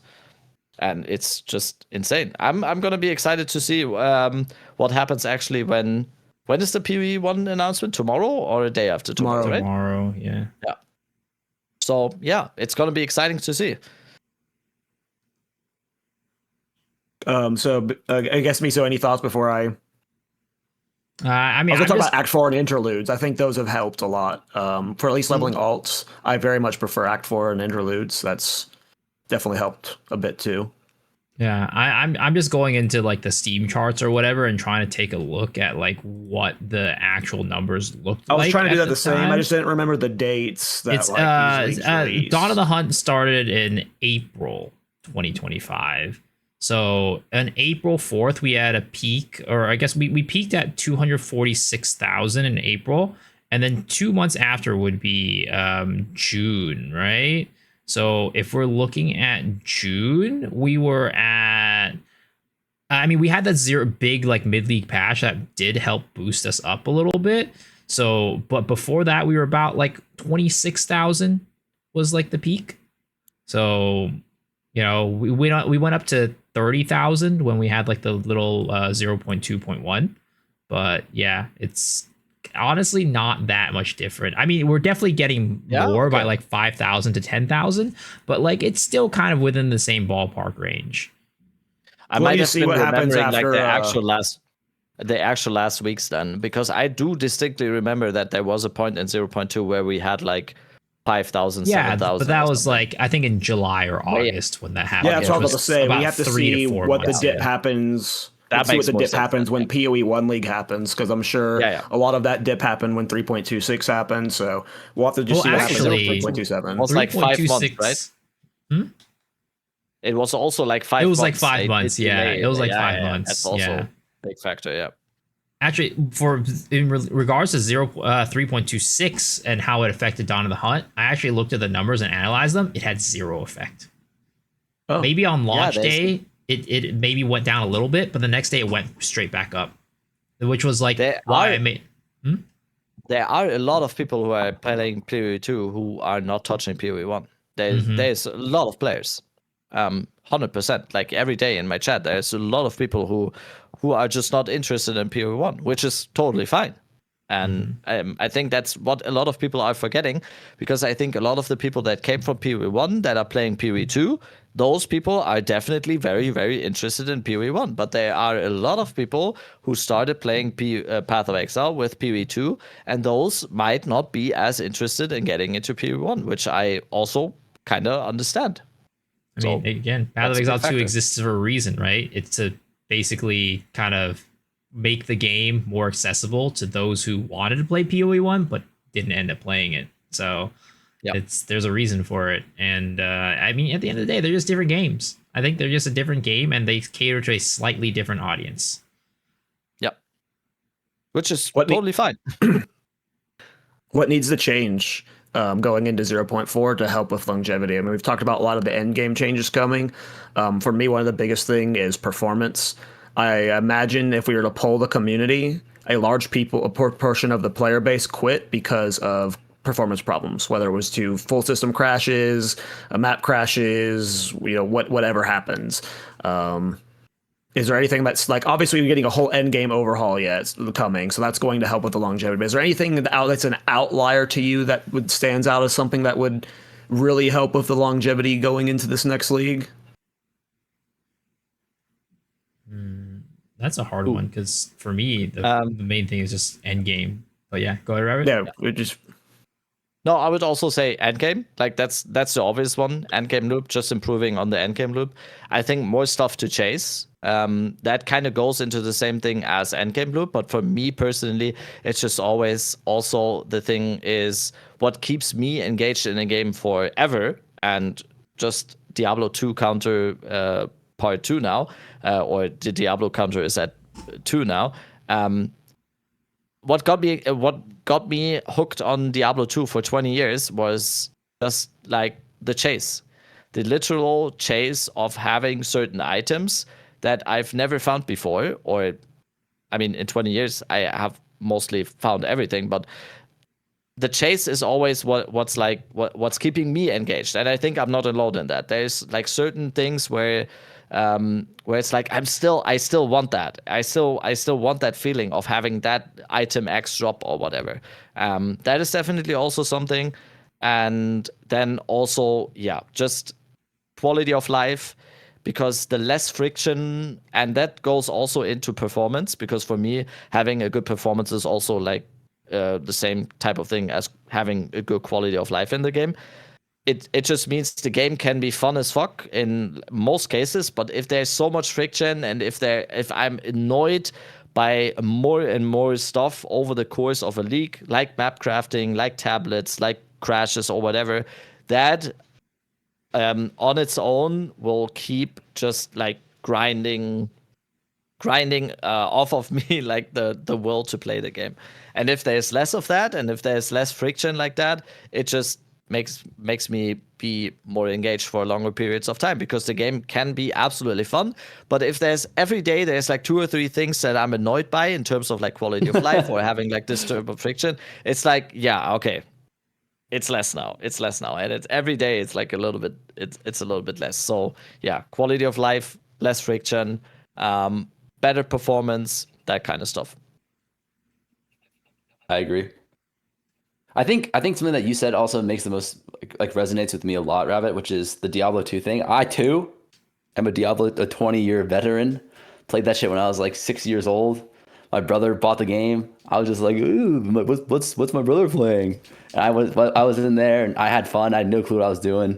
But I think that's one thing that I think BO2 is kind of, I don't want to, I think they dropped the ball on going from 0.1 to these last couple of leagues. Is like, remember 0.1? It was like everyone was like, dude, I can't wait to get an Astromentus so I can play this like Tempest Flurry build, or I can't wait to get a Temporalis so I can play the Auto Bomber build.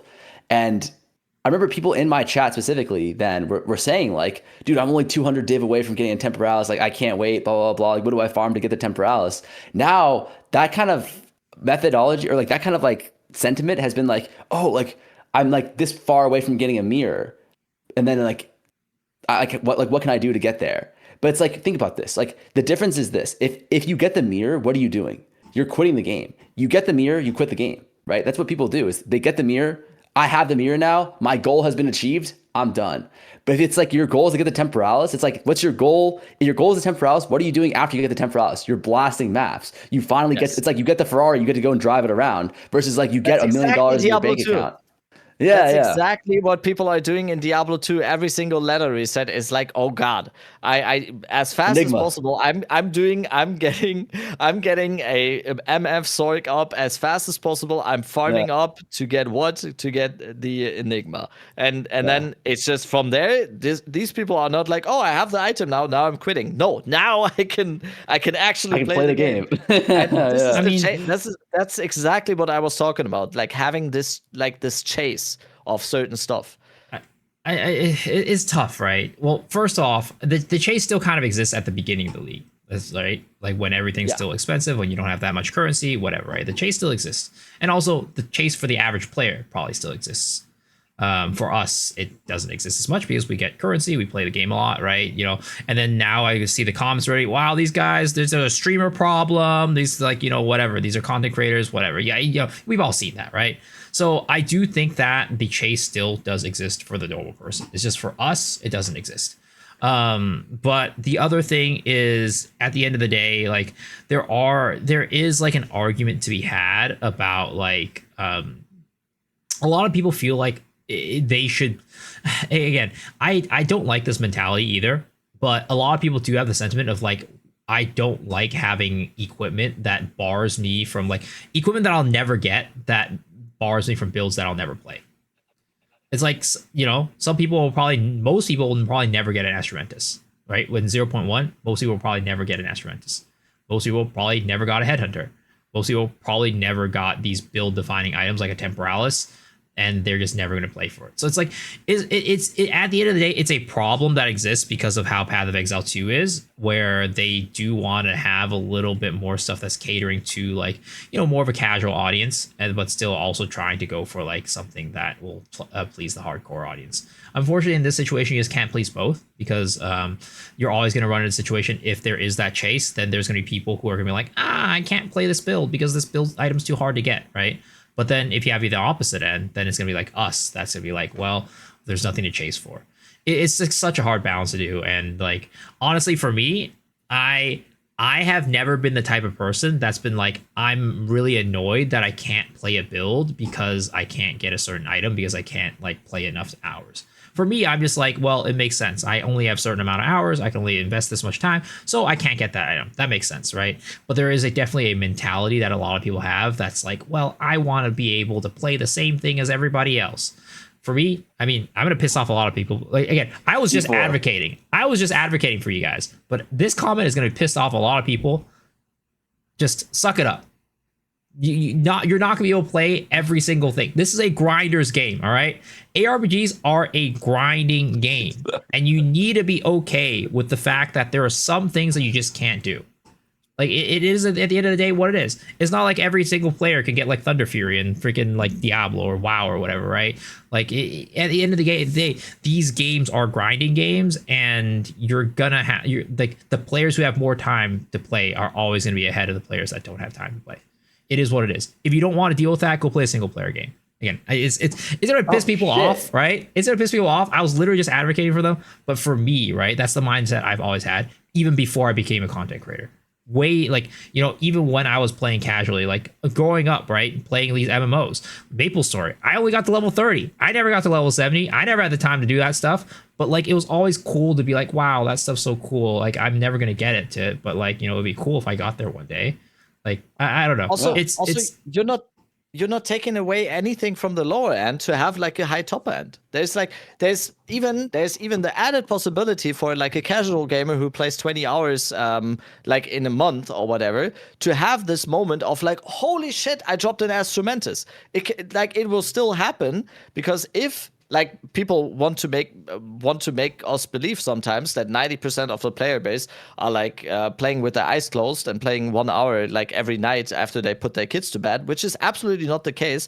I know it's a little bit different audience when it comes to Twitch or whatever, but most people in my chat are like absolute blasters. They play more than me, like in most cases. Oh, they're sweating their ass off. Like I know this is the Twitch audience, and I know there's like a whole different audience and whatever, but it doesn't take anything away from the casual gamer. It still has you still have the possibility, if so many people are that kind of player, so many of these players will then have the absolute like moment of, oh, holy shit, I dropped that item.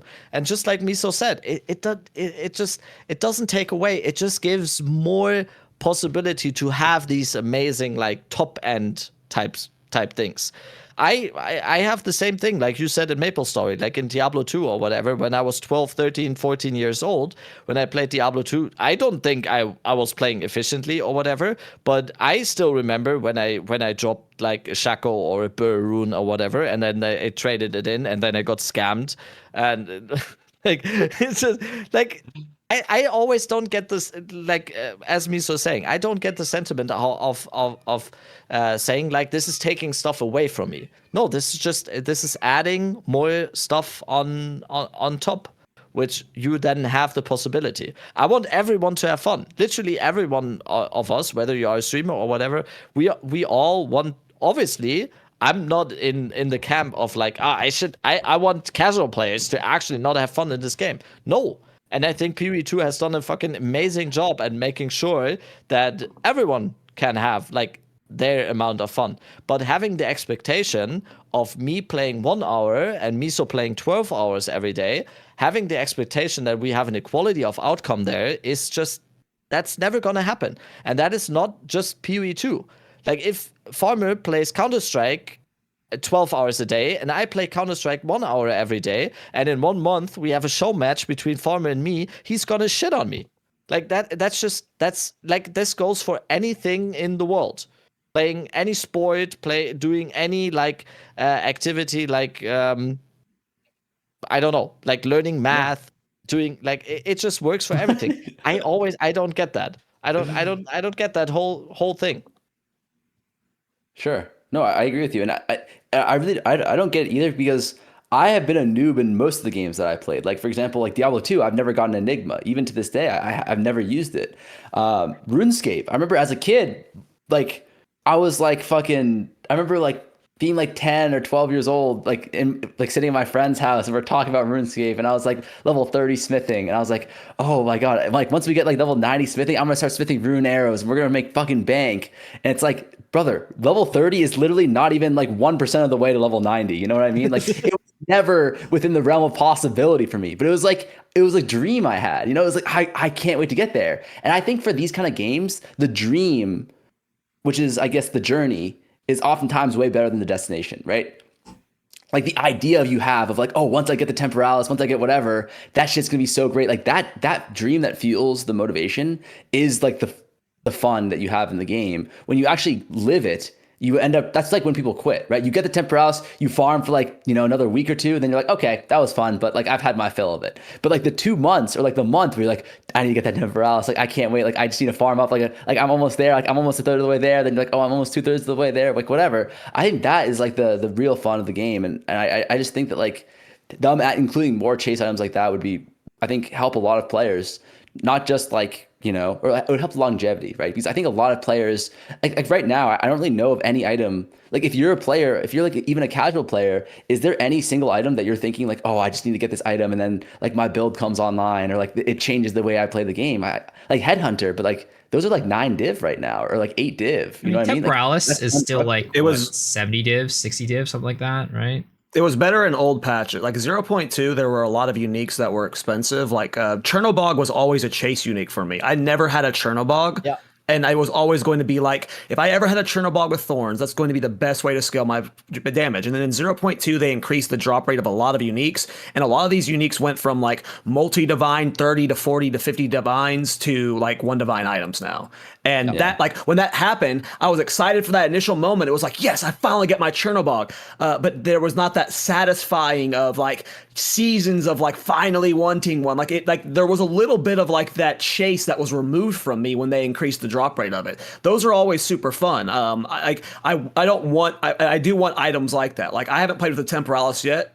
I hopefully will one day when I like decide to either farm for one or get the currency for one. Like there's plenty of cool items like that I wish would stay that way. Like I don't want like Diablo 4 made their Uber uniques very farmable, and that was not very fun. You'd spend a day killing the Ubers, and you very easily could get what you wanted doing party play and stuff. And I don't really like that. I like that there's these crazy, chase uniques that you should not expect to be able to use every season for your average player. I consider myself like a mid-tier player. I don't do any map juicing. I don't do any giga blasting. I do play a lot more than the average player, but there's plenty of uniques that I find that I can't get, and I like that. I want that chase, and we need way more of it for sure. I think that would be uniques in general are a real downside right now. I felt like uniques were a lot cooler in 0.2. Like, what was it? The spellcaster ring with the projectiles, where it's in your left slot and it makes it fort, snake pit. That was way more expensive last patch because they made its drop rate harder, and then they ended up nerfing it, and now it's just like super easy access. And I don't know, those chase uniques are just gone. Yeah. I mean, at the end of the day, like it's about like a choice that they need to make. And it's clear, like, well, I mean, they maybe have already made this choice, right? But it's just a choice. Which way do you want to go, right? Do you want to go into the more casual route, or do you want to like have something that's more like for the hardcore audience that is looking to have that grind? But can't you do both though, right? I mean, you can to an extent, but not like really, in my opinion, because like again, if you have all these chase uniques that are so meta defining, then the casuals are like I don't want to say casual. The people who have less time to play, Those people. yeah, the people who have less Normies. time to play, right? They're never gonna get it, and they're gonna be pissed off that they're never gonna get it, right? Like there's gonna be people like those people are always gonna be like, well, I really want to play this build, but I just can't because I don't have the time to do it. Like it's a problem that I've talked about in my chat a couple times, and like. Really? I get their perspective, right? They want to be able to play every single build in the game, but again, I like your Thunder Fury argument. Like that's the best one. Not everyone's getting Thunder Fury. Like, okay, like that's just how it is. Like maybe it's just we come from different games, but like that's okay. And if those people are upset, you're playing the wrong game. Maybe I don't know. I can't relate to that perspective right now. It's honestly it's just a mindset thing because I never even thought about that. Like I played World of Warcraft for so many years, and I always went for like I was Mythic rating, I was doing Mythic Plus on like all the absolute high tier stuff. I never even thought about like the thing of wait, why don't I have a Thunder Fury? Why don't I have like the Ankiraj title or whatever? It's like it's just part of it. I think, right?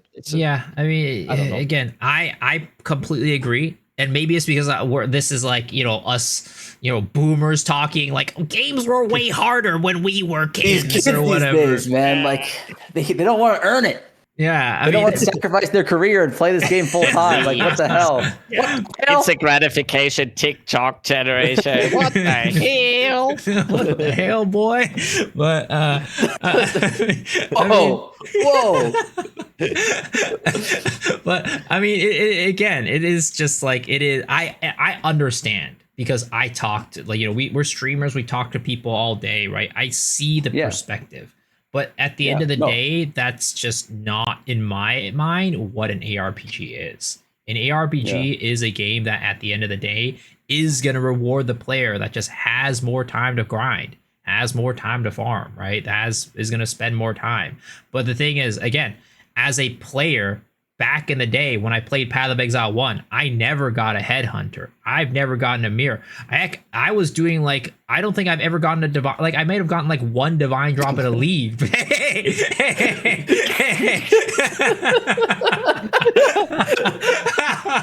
Tom, are you streaming after this so he can come into your Farmer's a chat? bully, man. Viso X Hero, we're setting up a GoFundMe page for him. All right, boys. Like, let's pool our divines. He's doing all the circus tricks while you are on the red light. Farm is just in his car on the red light, just like staring while he's just like cleaning his window. Don't make eye contact.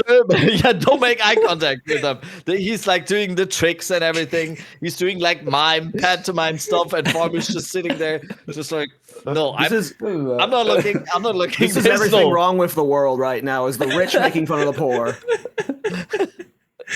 Well, at least we're having we're all together right now. At least Yeah, at least we're having the dialogue. At least we're having so much fun, right? Yeah. It just sounded like such a politician. Like I talked to my constituents all day. I talked to Joel the miner. I talked to Greg the plumber. Yes, and then I drive away in my Mercedes S-Class into my villa, and I do. It's just way into the. I never jumped in the miner, by the way. I'm actually crying. I actually get what Miso is saying though, because it's like I hear a lot of perspectives from people in my chat where I'm like, well, I hear a lot of them that I'm like, this guy's a fucking idiot. But I hear a lot of them where I'm just also like, this guy is saying something that's completely against what I think and like how I feel. But also, if I see it enough, I'll be like, wow, okay, like a lot of people actually do feel this way. Like a lot of people, like that's why I kind of brought that question at the beginning of this was like, do you guys think that like tower juicing, like would you rather have towers or would you rather have the current system? Because a lot of people came in and they said, like, I missed old towers. And I think, we can kind of just like shrug them off and just be like, these guys are fucking, these back to D4, brother. Or we can just be like, we can understand like the sentiment of what they're trying to say, which is right now it just feels bad. So like, I think Ghazi was telling me this. He was saying that like, it doesn't matter. Like there was a situation that like, that's a similar thing that happened in PoE1. He was telling me like, The devs were saying if you look at the raw loot being dropped, like if you look at the math, the amount of currency you're getting is the same, but that doesn't matter because what ultimately matters is like how it feels, right? If it feels like you're getting less loot, if it feels a lot worse, then that's ultimately like the only thing that really matters from a player, right? So like right now is a great example of that, I think, with the towers and stuff. Is that we're getting probably more loot on average right now. I mean, I've said this and I felt like this for a long time. We're probably getting way more loot if you count all the tower skipping bullshit that we had to do before to search for like the triple tower setup, whatever. We're getting way more loot on average, but it still feels bad to do. Yeah. And I can kind of see what Miso is saying. Like if you are a player and you do have that mindset, and it sounds like there are a lot of players that have that mindset, then it's not as simple as,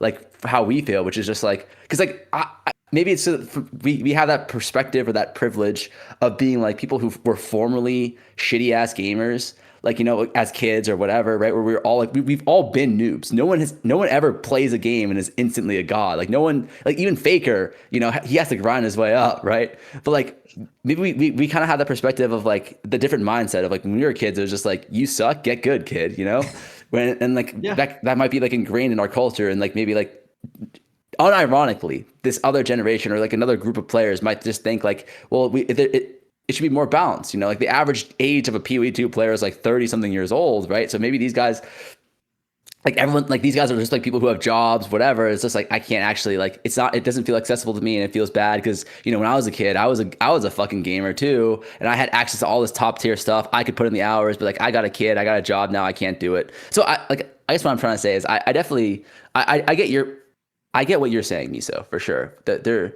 like, it's a tough thing to balance. Mm-hmm. I get your perspective. Yeah, it's very tough, and like they just have to make it's almost impossible to please both sides in this situation, because you're either going to push too hard on one end, and the casual players, like the people who don't have as much time to play, are going to be mad that they can't, get that temporalis, or you push the other way where it's that, people who are spending the amount of time playing this game like us are going to be like, well, there's no chase, I'm going to get bored. So it's sadly just a impossible question impossible thing to really like fully fix. Though the right answer is, again, just suck it up, get good. Which I mean, again, everyone just needed that big brother that just 15-0'd them in FIFA for like eight years of their life, and then your mindset is just a little bit different, I guess. Like I remember not winning a single FIFA game against like the neighbor's kid who was like 5 years older than me for like 8 years in a row, and when I finally beat him once, I think he just turned the Xbox off in never played again.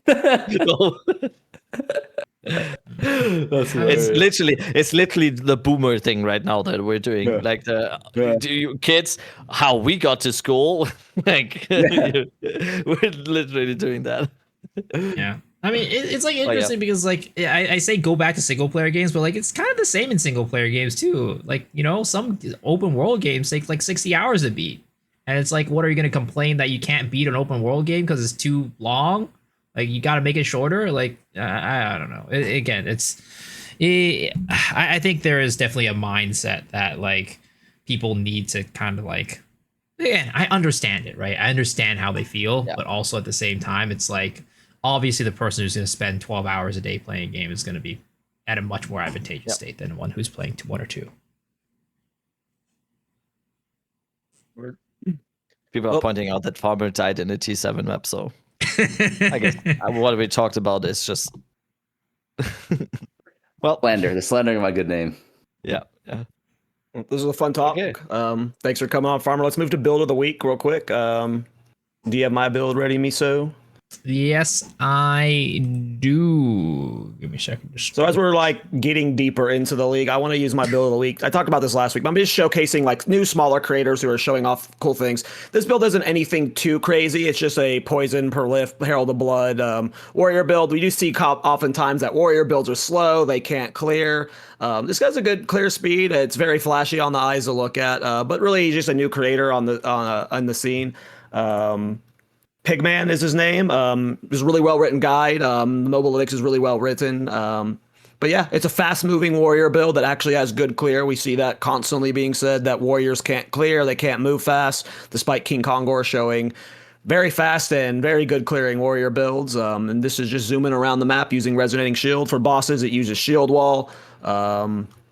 There's nothing too out of the ordinary, but again, I just wanted to, showcase smaller creators, newer creators. He's done a few builds, and this build, it got pretty popular when he released it, I think, a week ago.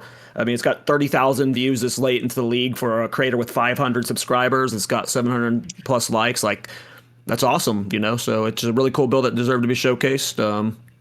Again, it's nothing spectacular, like, nothing A tier, but it's a solid build, and it was really well written. His Mobilix is solid.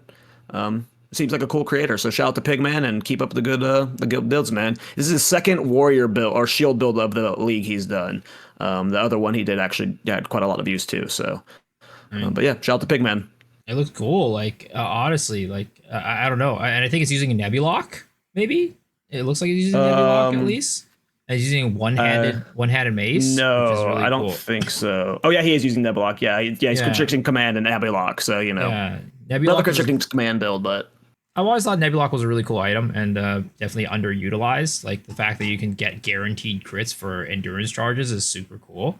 So yeah, this is like I don't know. It looks super impressive to me. I don't know. I feel like you're downplaying it a little bit. At least maybe I just see too many warrior builds. Maybe that's my problem. Maybe I just see too many shield charge builds. It's really cool. It's like the best shields, resonating shield spamming prolif build I've seen yet. Okay, yeah, I was downplaying a little bit. It's a sick build, man. He's got a lot of views for a reason. I've just seen a lot of shield charge builds lately, so we've had the same thing like every single league so far. Every single league, like the more a league was progressing, the more this whole notion or this whole like discussion about warrior being bad apparently was always present during leagues. And I think for every single one, it's just not true. I think over and over again, people have been showing that warrior is not bad at all. It might be a little bit wonky sometimes, or it might be a little bit like, for example, I don't think most people would have imagined that the ancestral cry or whatever it is, or the shouting warriors are gonna be the thing to go for. But over time and time again, not just on King Kongor, but like time and time again, I think warriors are definitely not bad. Might not be like might not be the Deadeye meta, but it's just they're so good. Yeah, QFun released another Cry build a few days ago. I almost made it the build of the week. It was using a Seismic Cry, like you said. People are just still finding out Cry builds. I personally don't like Cry builds. I can't stand the crying nonstop. It is just way too annoying. But yeah, it's a super cool build, and it's a really written guide. He's got a low budget version, a rarity version, and a high budget version. So if you're looking for something fun to play this league and you want to play something on a warrior, I mean, this is Zoomin, and there's other versions of it out there. Like I said, I almost showcased the QFun version today, but then I actually showcased QFun in 0.2. So I wanted to showcase someone new, and that's when I found this build, and I was like, oh, this is awesome, and he's a cool creator. So that's awesome. Awesome. My build of the week. I also saw a really cool warrior build the other day, but I don't know. I showed it on my stream last night, and I was like, maybe since I showed it on my stream, I wouldn't show it. But originally I was gonna thinking about doing like this Caltrops auto bomber build that's kind of going around. Basically Titan using Caltrops, doing Herald proliferation to just clear the screen. Pretty cool. And then they use Ancestral Cry with Forge Hammer for a single target. It's just like absolutely pumping. But my chat wasn't too impressed about it, so I was like, maybe I don't show it. But the one that I will show is my boy Gia. He made another really cool I saw build. this. This is so cool. So cool, right? This just goes back with like what we were talking about. I think we might have showcased some stuff last week with like cast on crit with like frost darts. But this is very similar, but it's with Ember Fusillade. But he's got this really cool situation going on where he is using a bunch of like, whoa, it blows up the entire. It's really cool.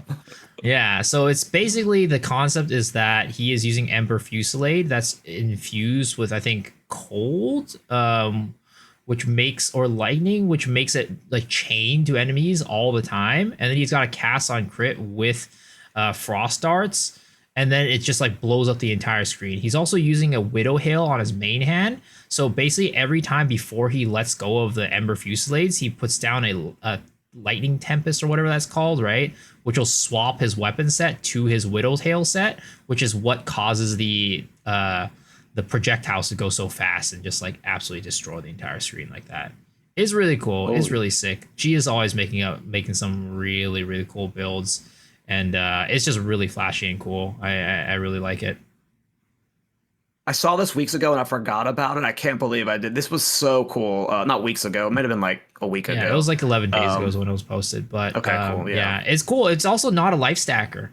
If you can see, it's energy shield. 5.6.1k, 5.8k energy shield, 1k life. So like, yeah, but he's still using tech rod cheese. No, he's not tech rods. No tech rods. Oh, this isn't tech rods at all? No tech rods. 0 tech rods. 0 life scaling, no tech rods. Just spell leech. Then that's what's. Yep, like, he's got really high spell leech. Oh, that's all spell leech. He's using S series. Cool. Gloves. Oh yeah, I was messing with that briefly on my cast on crit guy. Yeah, this is a sick setup. Mm-hmm. I didn't realize he wasn't using tech rod. That's awesome. Because that means it'll be good next patch probably too. Mm-hmm. Yeah, it's super cool, really flashy. Yeah. That's my build of the week. Love Gia. Mm-hmm. Gia, right? Making cool stuff. Yep. Well, his YouTube channel is awesome, GI0, but yeah, he goes by Gia. Okay, so from now on, I don't know what the better order is. You always show way cooler, flashier builds than me, so I guess I just keep going first. We should end on the hype one. Yeah, you always show off the coolest mechanics. Yeah, that one's fun. It just sucks that it's so hard to test those kind of mechanics right now, because we all know there's so much of that just hidden underneath the surface right now, and there's like not much motivation to try and find these things at the moment for many reasons. So who knows what's under the surface still. Well, yeah. I guess we'll end it there, guys. Thanks for hanging out. Farmer, thanks for coming back. Any shout outs you want to give? Shout out my mom, giving birth to me. Shout out to me. You playing PoE 1? I'm assuming you're going ham on it. Yeah, I'm probably gonna play some PoE 1. What about you guys? Are you guys? I know. I feel like Kall's a yes. Rabbit's a no. Miso is. I'm gonna do it. Yeah, I'm gonna play. I'm gonna be doing Flicker Strike this league. So shit! Be a good time. I mean, the thing is, like, at the end of the day, like, I always liked playing. I always liked PoE 1, right? I don't know. I might not play for like. We'll see how long I play the league for, but I always want to play it a little bit just to, keep in the know of what's going on. But also, like, there's drops, right? I want to be able to give my viewers the drops because you can use the items in PoE 1 and PoE 2. So. That's true. Mm-hmm. I was actually going to play PoE 1. I'm not going to be here for 31st up until 5th of November. So that's going to be a rough one. And then we go to Norway on the 12th. So what the hell? I'm basically not going to be here for like all of November. So that's going to be rough. I hope I hope it's not going to be. I'm going to watch the stream tomorrow and I hope it's not going to be too hype because I'm going to be very mad. I think if it's going to be hype because I was going to play PoE 1. Are you going to live stream it tomorrow? Yeah, mostly. Yeah. You want to do a duo stream? You want to do a co-stream? Yeah. Yeah. For sure. I bet. Let's go. Where are you going? Norway? What? I'm going to Norway. Yes. Wow. With my wife. We had Bezos. And he's got a wife. God damn it. This guy.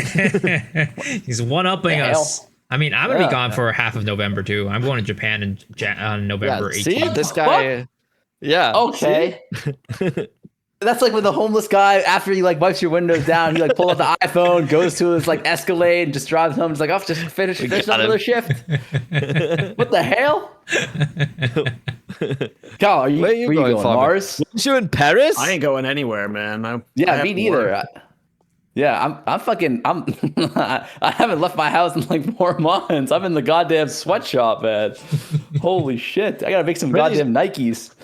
pretty sure I saw you in a cafe in Paris eating like the best croissants in the world just a few months ago. So No, that was Amazing feel Jeff, apparently. oh, okay. You know, if people in my chat were telling me I look like this guy named Amazing Jeff, he's a Fortnite player. I looked his ass up. He's just like a generic looking Asian guy. Is that what you just did to me? Rabbit, huh? You saw some stock image of a Chinese dude sitting in a Parisian cafe. Oh, is that the farmer? Wait, is that the farmer too? Wait. I'm just like amazed 4 or 5 farmers here. I'm just amazed that Boxbox was able to do League of Legends well, then TFT well, and now he's the most successful PvE2 streamer as well. So yeah, congratulations. Hey, your time is coming, Rabbit. Your time is coming. Who do I look like? 20 years from now, you might be like running for like you might be running for like German office or something. I'm gonna pull up this clip.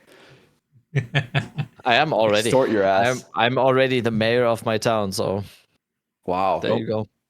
Damn. I'm gonna get us away from this as fast as I can, and let's get the last shoutouts going, Miso. Yeah, anything you want to say, cut that last part out. Yeah, I mean, okay, yeah, for sure. Miso X Shuru, aka I've been known as many aliases. I've been known as the Timu Jungron, the Walmart cute dog, the Walmart Canon XO.